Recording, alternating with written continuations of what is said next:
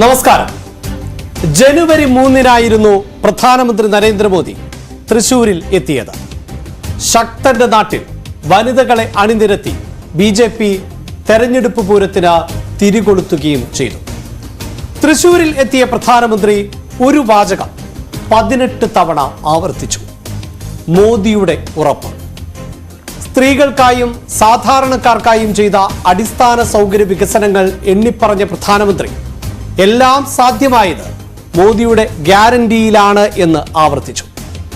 സദസ്സിനെ കൊണ്ടും മോദി ഗ്യാരണ്ടി എന്ന് മുദ്രാവാക്യം വിളിപ്പിച്ചു. ദക്ഷിണേന്ത്യയിൽ BJPക്ക് പിടികൊടുക്കാത്ത കേരളത്തിലാണ് മോദി ഈ മുദ്രാവാക്യം വിളിച്ചത് എന്നതാണ് ഓർക്കേണ്ടത്.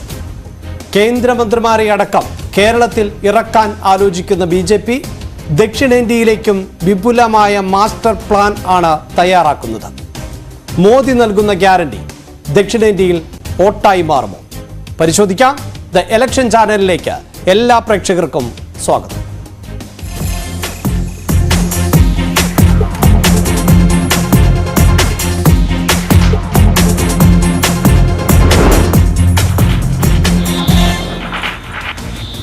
ഇലക്ഷൻ ചാനലിൽ ഇന്ന് എന്നോടൊപ്പം ചേരുന്നത് പൊളിറ്റിക്കൽ ഡെസ്കിൽ നിന്നും തെരഞ്ഞെടുപ്പ് വിശകലന വിദഗ്ധൻ കൂടിയായ ആർ കിരൺ ബാബു ആണ്. കിരൺ, BJP അവരുടെ തെരഞ്ഞെടുപ്പ് യാത്ര അല്ലെങ്കിൽ പ്രചാരണം ആരംഭിച്ചു കഴിഞ്ഞു. അത് ഔദ്യോഗികം എന്ന് പറയാനാകില്ല എങ്കിൽ പോലും മോദിയുടെ ഗ്യാരണ്ടിയുമായി മോദിയുടെ റാലികൾ, പൊതുയോഗങ്ങൾ എല്ലാം രാജ്യത്ത് ഉടനീളം നടക്കുകയാണ്. അതിൻ്റെ ഭാഗമായി തന്നെയായിരുന്നു മറ്റ് സംസ്ഥാനങ്ങളിലും അയൽ സംസ്ഥാനങ്ങളിലും ലക്ഷദ്വീപിലും ഒക്കെ സന്ദർശനം നടത്തി കേരളത്തിലേക്ക് മോദി എത്തിയത്. തൃശ്ശൂരിൽ പ്രത്യേകിച്ച് BJPയുടെ A ക്ലാസ് മണ്ഡലത്തിൽ അദ്ദേഹം എത്തുന്നു. അവിടെ വലിയ പ്രചാരണം നടത്തുന്നു. വനിതകളെ ഒന്നടങ്കം അണിനിരത്തുന്നു. ഒരു ചെറുപൂരം തന്നെ അവർ അവതരിപ്പിച്ചു എന്ന് നമുക്ക് പറയാൻ സാധിക്കും. രാഷ്ട്രീയ എതിരാളികൾക്കും അത് സമ്മതിക്കേണ്ടി വരും. ഒരു കാര്യം വ്യക്തമാണല്ലോ, ഉത്തരേന്ത്യ മാത്രമല്ല, ഇത്തവണ ദക്ഷിണേന്ത്യയും കൃത്യമായി ഫോക്കസ് ചെയ്യുകയല്ലേ BJP? അഭിലാഷ, BJPയെ സംബന്ധിച്ച് ഉത്തരേന്ത്യയിൽ പ്രത്യേകിച്ച് ഹിന്ദി ഹൃദയഭൂമിയിൽ വലിയ ആധിപത്യമാണ് ഉണ്ടായിരിക്കുന്നത്. കഴിഞ്ഞ തവണത്തെ പോലെയല്ല, കഴിഞ്ഞ തവണയൊക്കെ നിയമസഭാ തെരഞ്ഞെടുപ്പുകളിൽ രാജസ്ഥാനിലും മധ്യപ്രദേശിലും ഒന്നും ആ തരത്തിലേക്ക്, ഛത്തീസ്ഗഡിലും ഒന്നും ആ തരത്തിലേക്ക് വിജയം BJPക്ക്, കോൺഗ്രസിനായിരുന്നു വിജയം ഉണ്ടായിരുന്നത്. പക്ഷെ അവിടെയെല്ലാം അവർ കൃത്യമായി തന്നെ പിടിച്ചെടുക്കാനും സംസ്ഥാനങ്ങൾ കാവി പുതപ്പിക്കുവാനും കൃത്യമായി BJPക്ക് കഴിഞ്ഞു. എന്തായാലും BJPയുടെ പ്ലാൻ തന്നെയാണ് അവിടെയെല്ലാം വിജയിച്ചത്. ഇപ്പോൾ ഇന്ത്യയുടെ ഒരു ഭൂപടം തന്നെ നമ്മൾ എടുത്തു കഴിഞ്ഞാൽ ഇന്ത്യയുടെ ഭൂപടത്തിൽ മഹാഭൂരിപക്ഷം സ്ഥലവും കാവി പുതച്ചു തന്നെ നിൽക്കുകയാണ്. പക്ഷെ ദക്ഷിണേന്ത്യയിലേക്ക് കടന്നാൽ, പ്രത്യേകിച്ച് ദക്ഷിണേന്ത്യ മാത്രമല്ല, ദക്ഷിണേന്ത്യയും കിഴക്കൻ ഇന്ത്യയും എന്നാണ് പറഞ്ഞത്, ഈ രണ്ട് സ്ഥലങ്ങൾ പൂർണ്ണമായും BJPക്ക് ഏതെങ്കിലും ഒരു സംസ്ഥാനത്ത് അധികാരത്തിലേക്ക് കടന്നു കയറാൻ കഴിയാത്ത ഒരവസ്ഥയുണ്ട്.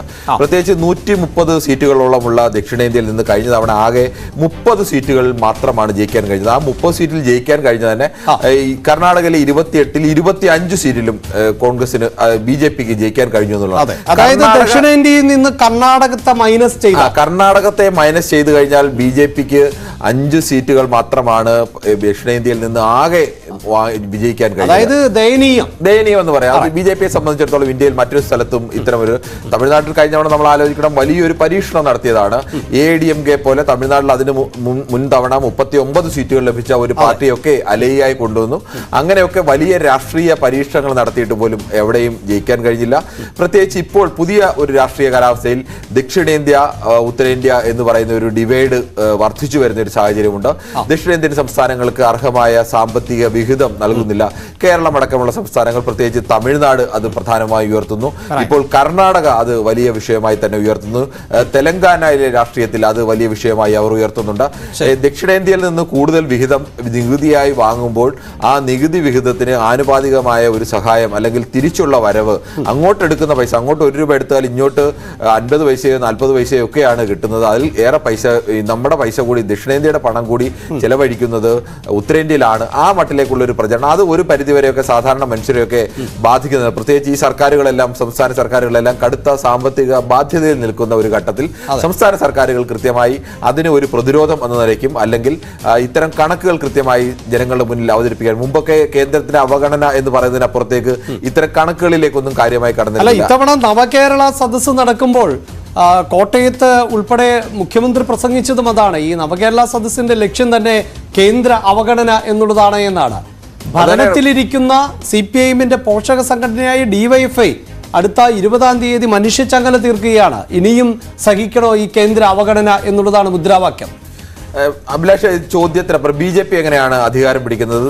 പൊതുവായ രാഷ്ട്രീയ വികസന വിഷയങ്ങൾക്കപ്പുറത്തേക്ക് ആളുകൾക്ക് വൈകാരികമായി സ്വാധീനിക്കാൻ കഴിയുന്ന ഒരു ഹിന്ദുത്വ എന്ന് പറയുന്ന ഒരു വിശാലമായ അജണ്ട അവർ എടുക്കുന്നു. അല്ലെങ്കിൽ കഴിഞ്ഞ തവണയൊക്കെ ആണെങ്കിൽ അവർ വികസന അജണ്ടയിലേക്ക്, അതിനു മുമ്പുണ്ടായിരുന്ന UPA സർക്കാരുകൾ, ദീർഘകാലമായിട്ടുണ്ടായിരുന്ന മറ്റിതര സർക്കാരുകളിൽ നിന്നും ഒന്നാം മോദി സർക്കാർ വ്യത്യസ്തമായത് എങ്ങനെയെന്ന് അവർ വികസന കാര്യങ്ങളിൽ അവർ ചില കാര്യങ്ങളൊക്കെ ചെയ്ത് കാണിക്കുകയും ആളുകളെ ബോധ്യപ്പെടുത്തുകയും ആളുകളെ അത്തരത്തിലേക്കൊക്കെ ആശ്രയിക്കുകയും ആളുകളെ അത്തരത്തിലേക്കൊക്കെ എക്വിപ്ഡ് ആക്കുകയും ഒക്കെ ചെയ്താണ് BJP എന്നത്. പക്ഷേ അത്തരം ഒരു പ്രതിരോധം സമാനമായ രീതിയിലേക്ക് BJP ഇതര സംസ്ഥാനങ്ങൾ അല്ലെങ്കിൽ പ്രതിപക്ഷ പാർട്ടികളും ശക്തമായി തന്നെ എടുക്കുന്നു. കേരളത്തിൽ ശമ്പളത്തിന് കൃത്യസമയത്ത് ക്ഷേമ പെൻഷൻ കിട്ടുന്നില്ല എന്നുള്ള വിഷയം ഉയരുന്നു. മറ്റ് പല മേഖലയിലേക്കും കൃത്യമായ സമയത്തിന് സർക്കാരിന് പണം കൊടുക്കാൻ കഴിയുന്നുള്ള വിഷയം ഉയരുന്നു. സമാനമായ അവസ്ഥ തന്നെയാണ് തമിഴ്നാടിനുള്ളത്, സമാനമായ അവസ്ഥ തന്നെയാണ് കർണാടകയ്ക്കുള്ളത്, അതേ അവസ്ഥ തന്നെയാണ് ആന്ധ്രാപ്രദേശിനും തെലങ്കാനയ്ക്കും ഒക്കെ ഉള്ളത്. അപ്പോൾ ഈ അവസ്ഥകൾക്കെല്ലാം തമ്മിൽ ഒരു സാമ്യമുണ്ട്. ആ സാമ്യമുള്ളത് കേരളത്തിൽ നിന്നോ അല്ലെങ്കിൽ ദക്ഷിണേന്ത്യൻ സംസ്ഥാനങ്ങളിൽ നിന്ന് ലഭിക്കുന്ന നികുതിയുടെ വിഹിതം എന്ന് പറഞ്ഞാൽ മറ്റ് പ്രധാനപ്പെട്ട ഉത്തരേന്ത്യൻ സംസ്ഥാനങ്ങളിൽ ലഭിക്കുന്ന, ഈ സംസ്ഥാനങ്ങളെക്കാൾ എത്രയോ വലിയ സംസ്ഥാനങ്ങൾ, ആ സംസ്ഥാനങ്ങളിൽ ലഭിക്കുന്ന നികുതി വിഹിതത്തെക്കാൾ എത്രയോ കൂടുതലാണ്. പ്രത്യേകിച്ച് ഉപഭോക്തൃ സംസ്ഥാനങ്ങൾ എന്ന നിലയ്ക്കും ഒക്കെ നികുതി വിഹിതത്തിന്റെ അളവ് വളരെ കൂടുതലാണ്. പക്ഷേ ആ നികുതി കൃത്യമായി ഇങ്ങോട്ട് പണം കിട്ടുന്നില്ല. അപ്പോൾ കേന്ദ്രം, അതായത് GST വന്നതിന് ശേഷം ഏകീകൃത രാജ്യത്ത് മുഴുവൻ ഒരു നികുതി സമ്പ്രദായമാണ് നിലനിൽക്കുന്നത്. അതിനുശേഷം ഗണ്യമായി കുറയുന്നു കേരളം ഉൾപ്പെടെയുള്ള സംസ്ഥാനങ്ങളിലേക്കുള്ള തിരിച്ചുവരവ്. അതാണ് ജനങ്ങളെ സംബന്ധിച്ച്. ജനങ്ങൾക്ക് എനിക്ക് ആവശ്യത്തിനുള്ള പണം അല്ലെങ്കിൽ എൻ്റെ വികസനത്തിന് ആവശ്യമായ പണം, എൻ്റെ കാര്യങ്ങൾ നടക്കാതെ പോകുന്നതിനുള്ള കാരണം ആരാണ്? സംസ്ഥാന സർക്കാരാണോ കേന്ദ്ര സർക്കാരാണോ എന്നുള്ള ചോദ്യം. അവിടെ കൃത്യമായി കേരളത്തിലെ സർക്കാർ കൃത്യമായി കാണിക്കുന്നത് ഇത് കേന്ദ്ര സർക്കാർ പണം നൽകാത്തത് കൊണ്ടാണ് കേരളത്തിന് മുന്നോട്ട് പോകാൻ കഴിയാത്തത്. കേന്ദ്ര സർക്കാർ പണം അല്ലാത്ത ഘട്ടങ്ങളിലൊക്കെ കേരളം സമർത്ഥമായി അതിജീവിച്ചിട്ടുണ്ട്. പ്രളയവും നിപയും അല്ലെങ്കിൽ കോവിഡും ഒക്കെ വന്നപ്പോൾ അതിജീവിച്ചിട്ടുണ്ട്. പക്ഷേ ഇപ്പോൾ സാമാന്യ വികസനത്തിന് വേണ്ടിയുള്ള പണം കേന്ദ്രം തരുന്നില്ല. ഇത് നമുക്ക് അർഹതപ്പെട്ട വിഹിതമാണ്. ആ കണക്കാണ് മുമ്പ് എനിക്ക് തോന്നുന്നു ഈ കേന്ദ്ര റെയിൽ ബഡ്ജറ്റ് പ്രത്യേകമായി UPA കാലത്തൊക്കെ പ്രത്യേക ബഡ്ജറ്റായി ആ ഘട്ടത്തിലായിരുന്നു കേരളമൊക്കെ ഇങ്ങനെ ഉയർത്തുന്നത്. കേരളത്തിന് ആകെ കിട്ടിയത് 2 തീവണ്ടി, അല്ലെങ്കിൽ രാജസ്ഥാനോ അല്ലെങ്കിൽ മറ്റു ഏതെങ്കിലും BJP ഭരിക്കുന്ന അല്ലെങ്കിൽ കോൺഗ്രസ് അന്ന് ഭരിച്ചുകൊണ്ടിരുന്ന സംസ്ഥാനങ്ങൾക്ക് കിട്ടിയത് 25 തീവണ്ടി.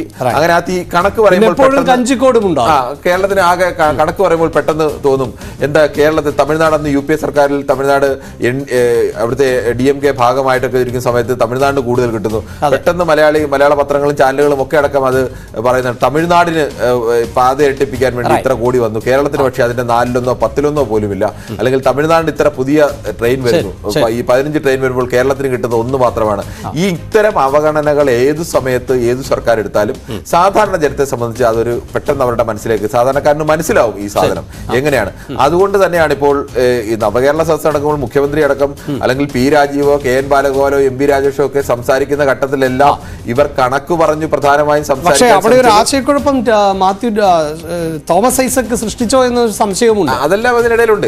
അതായത് ഈ 5600 കോടി ആണ് ലഭിക്കാനുള്ളത് എന്ന് സംസ്ഥാനത്തെ മന്ത്രിമാർ പറയുമ്പോഴാണ് മുൻ ധനകാര്യമന്ത്രിയായിരുന്ന തോമസ് ഐസക് 1200 കോടിയാണ് ലഭിക്കാനുള്ളത് എന്ന് പറഞ്ഞത്.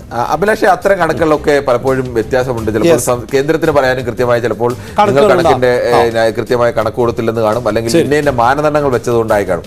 പക്ഷേ ഈ മാനദണ്ഡങ്ങൾക്കും കണക്കുകൾക്കും ഒക്കെ അപ്പുറത്ത് ആത്യന്തികമായി നമ്മൾ നോക്കുന്നത് രണ്ടുപേർക്ക് ഒരു ഈ നമ്മുടെ കേരളത്തിൽ ജനകീയാസൂത്രണം നടന്ന ഘട്ടത്തിൽ കേരളത്തിൽ CPM വലിയ മുന്നേറ്റമൊക്കെ ഉണ്ടാക്കിയപ്പോൾ അടുത്ത തവണ വിജയിക്കുമെന്നൊക്കെ പ്രതീക്ഷയാണ്. പക്ഷെ വിജയിക്കാതിരുന്നതിനെ കുറിച്ച് ഒരു തമാശ മട്ടിൽ ഒരു രാഷ്ട്രീയ വിശകലനമൊക്കെ അന്ന് പറഞ്ഞുകൊണ്ടിരുന്നത് ചില വീട്ടുകാർക്ക് കോഴിയെ കൊടുത്തു, ചില വീട്ടുകാർക്ക് ആടിനെ കൊടുത്തു, ചിലർക്ക് പശുവിനെയും കിണറും കൊടുത്തു.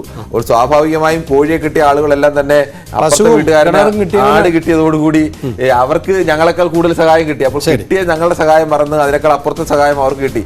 ഇത്തരം ഒരു താരതമ്യം വരുമ്പോൾ സാധാരണ ജനത്തെ സംബന്ധിച്ചിടത്തോളം അത് അവരുടെ മനസ്സിനെ ബാധിക്കുന്നതാണ്. അതുകൊണ്ടൊക്കെ തന്നെ ആവണം ഈ ദക്ഷിണേന്ത്യൻ സംസ്ഥാനങ്ങളെല്ലാം ഏറെക്കുറെ ഇപ്പോൾ അക്കാര്യത്തിൽ യോജിച്ചു തന്നെ നിൽക്കുകയാണ്. പ്രത്യേകിച്ച് ദക്ഷിണേന്ത്യൻ സംസ്ഥാനങ്ങൾ മാത്രമല്ല, മമതാ ബാനർജിയും പശ്ചിമ ബംഗാളിൽ നിന്ന് മമതാ ബാനർജിയും കിഴക്കൻ ഇന്ത്യയിൽ നിന്ന് ഇതേ മുദ്രാവാക്യം തന്നെയാണ് ശക്തമായി ഉയർത്തുന്നത്. ഒരു പരിധിവരെയൊക്കെ ഒപ്പം ഒരു കാര്യം കൂടിയുണ്ട്, ഈ ഗവർണർമാരെ ഉപയോഗിച്ചുകൊണ്ട് ഭരണ അസ്ഥിരത കൂടി ശ്രമിക്കുകയാണ് എന്ന ആക്ഷേപവും ഇതേ സംസ്ഥാനങ്ങൾ തന്നെ ഉന്നയിക്കുന്നുണ്ട്. അതെ, ഇതിലെല്ലാം ഒരു പൊതു സ്വഭാവം നമുക്ക് കാണാൻ കഴിയുന്നത് ഈ ദക്ഷിണേന്ത്യയിലെയും അല്ലെങ്കിൽ കിഴക്കൻ ഇന്ത്യയിലെയും പ്രധാനപ്പെട്ട സംസ്ഥാനങ്ങളെല്ലാം ഭരിക്കുന്നത് BJP ഇതര പാർട്ടികളാണ്. ആ BJP ഇതര പാർട്ടികൾ ഭരിക്കുന്ന സംസ്ഥാനങ്ങൾക്കെല്ലാം പൊതുവായ ഒരു അവഗണനയാണ് നേരിടുന്നത് എന്ന് വന്നു കഴിഞ്ഞാൽ സ്വാഭാവികമായും അത്തരം ഒരു ഐക്യം ജനങ്ങൾ ഉണ്ടാവാൻ സാധ്യതയുണ്ട്. ആ ഐക്യം മുന്നിൽ കണ്ടുകൊണ്ടാണ് കൃത്യമായി തന്നെ ഇപ്പോൾ DYFI ഈ ഒരു പരിപാടി നടത്തുമ്പോഴും കേന്ദ്ര അവഗണനയ്ക്കെതിരെ എന്ന് പറഞ്ഞൊരു മുദ്രാവാക്യം ഉയർത്തുന്നത്. ഈ വലിയൊരു പരിപാടി നടത്തുമ്പോൾ സ്വാഭാവികമായി എല്ലാ ഗ്രാമങ്ങളിലും എല്ലാ സ്ഥലങ്ങളിലും ഇതിന്റെ പ്രചാരണം എത്തും. അപ്പോൾ നിങ്ങൾ എന്തിന് പരിപാടി നടത്തുന്നു പറയുമ്പോൾ ഇത് താഴെത്തട്ടിൽ നിൽക്കുന്ന പാർട്ടി പ്രവർത്തകരടക്കം പഠിച്ച് പറയേണ്ടി വരും. അവരടക്കം താഴെത്തട്ടിൽ ഓരോ ജംഗ്ഷനുകളും പ്രസംഗിക്കേണ്ടതാണ്. അപ്പൊ അവരുടെ മനസ്സിലേക്കടക്കം ഈ കണക്കുകൾ കൃത്യമായി എത്തുകയാണ്. അല്ലാതെ നേതാക്കന്മാർ പറയുന്നത് കൊണ്ട് മാത്രമല്ല, ഈ കണക്കുകൾ കൂടുതൽ ആളുകളിലേക്ക് എത്തിയാൽ അവർക്ക് സാധാരണ ജനങ്ങൾക്കിടയിൽ ഈ ഇത്തരം കണക്കുകൾ പറയാനും അത്തരം ഒരു വികാരം സൃഷ്ടിക്കാനും എപ്പോഴും രാഷ്ട്രീയ പാർട്ടികൾ അങ്ങനെയാണ്. ഏത് പോയിന്റിലാണോ സാധാരണ ജനത്തിന് മനസ്സിലാവുന്നത്, സാധാരണ ജനത്തിന്റെ മനസ്സിലേക്ക് വൈകാരികമായി കത്തുന്നത്, അത്തരം വിഷയങ്ങളെ ശക്തമാക്കാൻ ശ്രമിക്കും. അവിടെയാണ് പ്രതിപക്ഷ പാർട്ടികളും ഈ പ്രതിപക്ഷ ദക്ഷിണേന്ത്യൻ സംസ്ഥാനങ്ങളൊക്കെ ഇപ്പോൾ ആ തരത്തിലേക്ക് ഒരു യോജിപ്പിന്റെ നിലയിലേക്കോ അല്ലെങ്കിൽ ആ തരത്തിലേക്ക് എല്ലാ മുഖ്യമന്ത്രിമാരും യോജിച്ച് നിൽക്കണം. എന്തായാലും അതിനൊക്കെ എനിക്ക് തോന്നുന്നു BJPക്ക് കൃത്യമായ ചില മറുപടികളും ഉണ്ട് എന്ന് തോന്നുന്നു. ഒന്ന്, ഈ ദക്ഷിണേന്ത്യൻ സംസ്ഥാനങ്ങളുടെ GDP നിരക്ക് ഇപ്പോൾ ഉയർന്നു വന്നതല്ല, അത് കാലങ്ങളായി ഉയർന്നു വന്നതാണ്. പക്ഷേ ഉത്തരേന്ത്യൻ സംസ്ഥാനങ്ങളെ സംബന്ധിച്ചിടത്തോളം ദക്ഷിണേന്ത്യൻ സംസ്ഥാനങ്ങളുമായി താരതമ്യം ചെയ്യുമ്പോൾ ജനസംഖ്യയിൽ വളരെ മുന്നിലാണ്. പല സംസ്ഥാനങ്ങളും സാമൂഹികമായി പുരോഗതി കൈവരിച്ചിട്ടില്ല എന്ന ആക്ഷേപമുണ്ട്.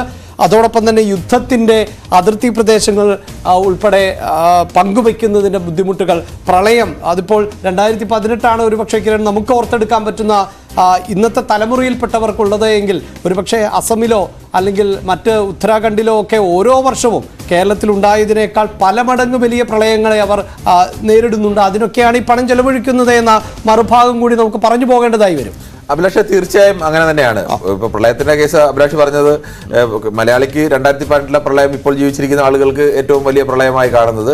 പക്ഷേ അസമിൽ താമസിക്കുന്ന മനുഷ്യർക്ക് ബ്രഹ്മപുത്രയുടെ തീരത്ത് നിന്ന് 5, 10, 20, 25 കിലോമീറ്റർ വരെ ചേർന്ന് താമസിക്കുന്ന മനുഷ്യർക്കൊക്കെ എല്ലാ വർഷവും ബ്രഹ്മപുത്ര കരകവിഞ്ഞൊഴുകുകയും വലിയ ഗ്രാമങ്ങളടക്കം അപ്പാടെ ഒലിച്ചു പോവുകയും ഒക്കെ ചെയ്യുന്ന ഒരു അവസ്ഥയുണ്ട്. അവരൊക്കെ അത്തരം പ്രളയങ്ങളെ നിരന്തരം നേരിടുന്നവരാണ്.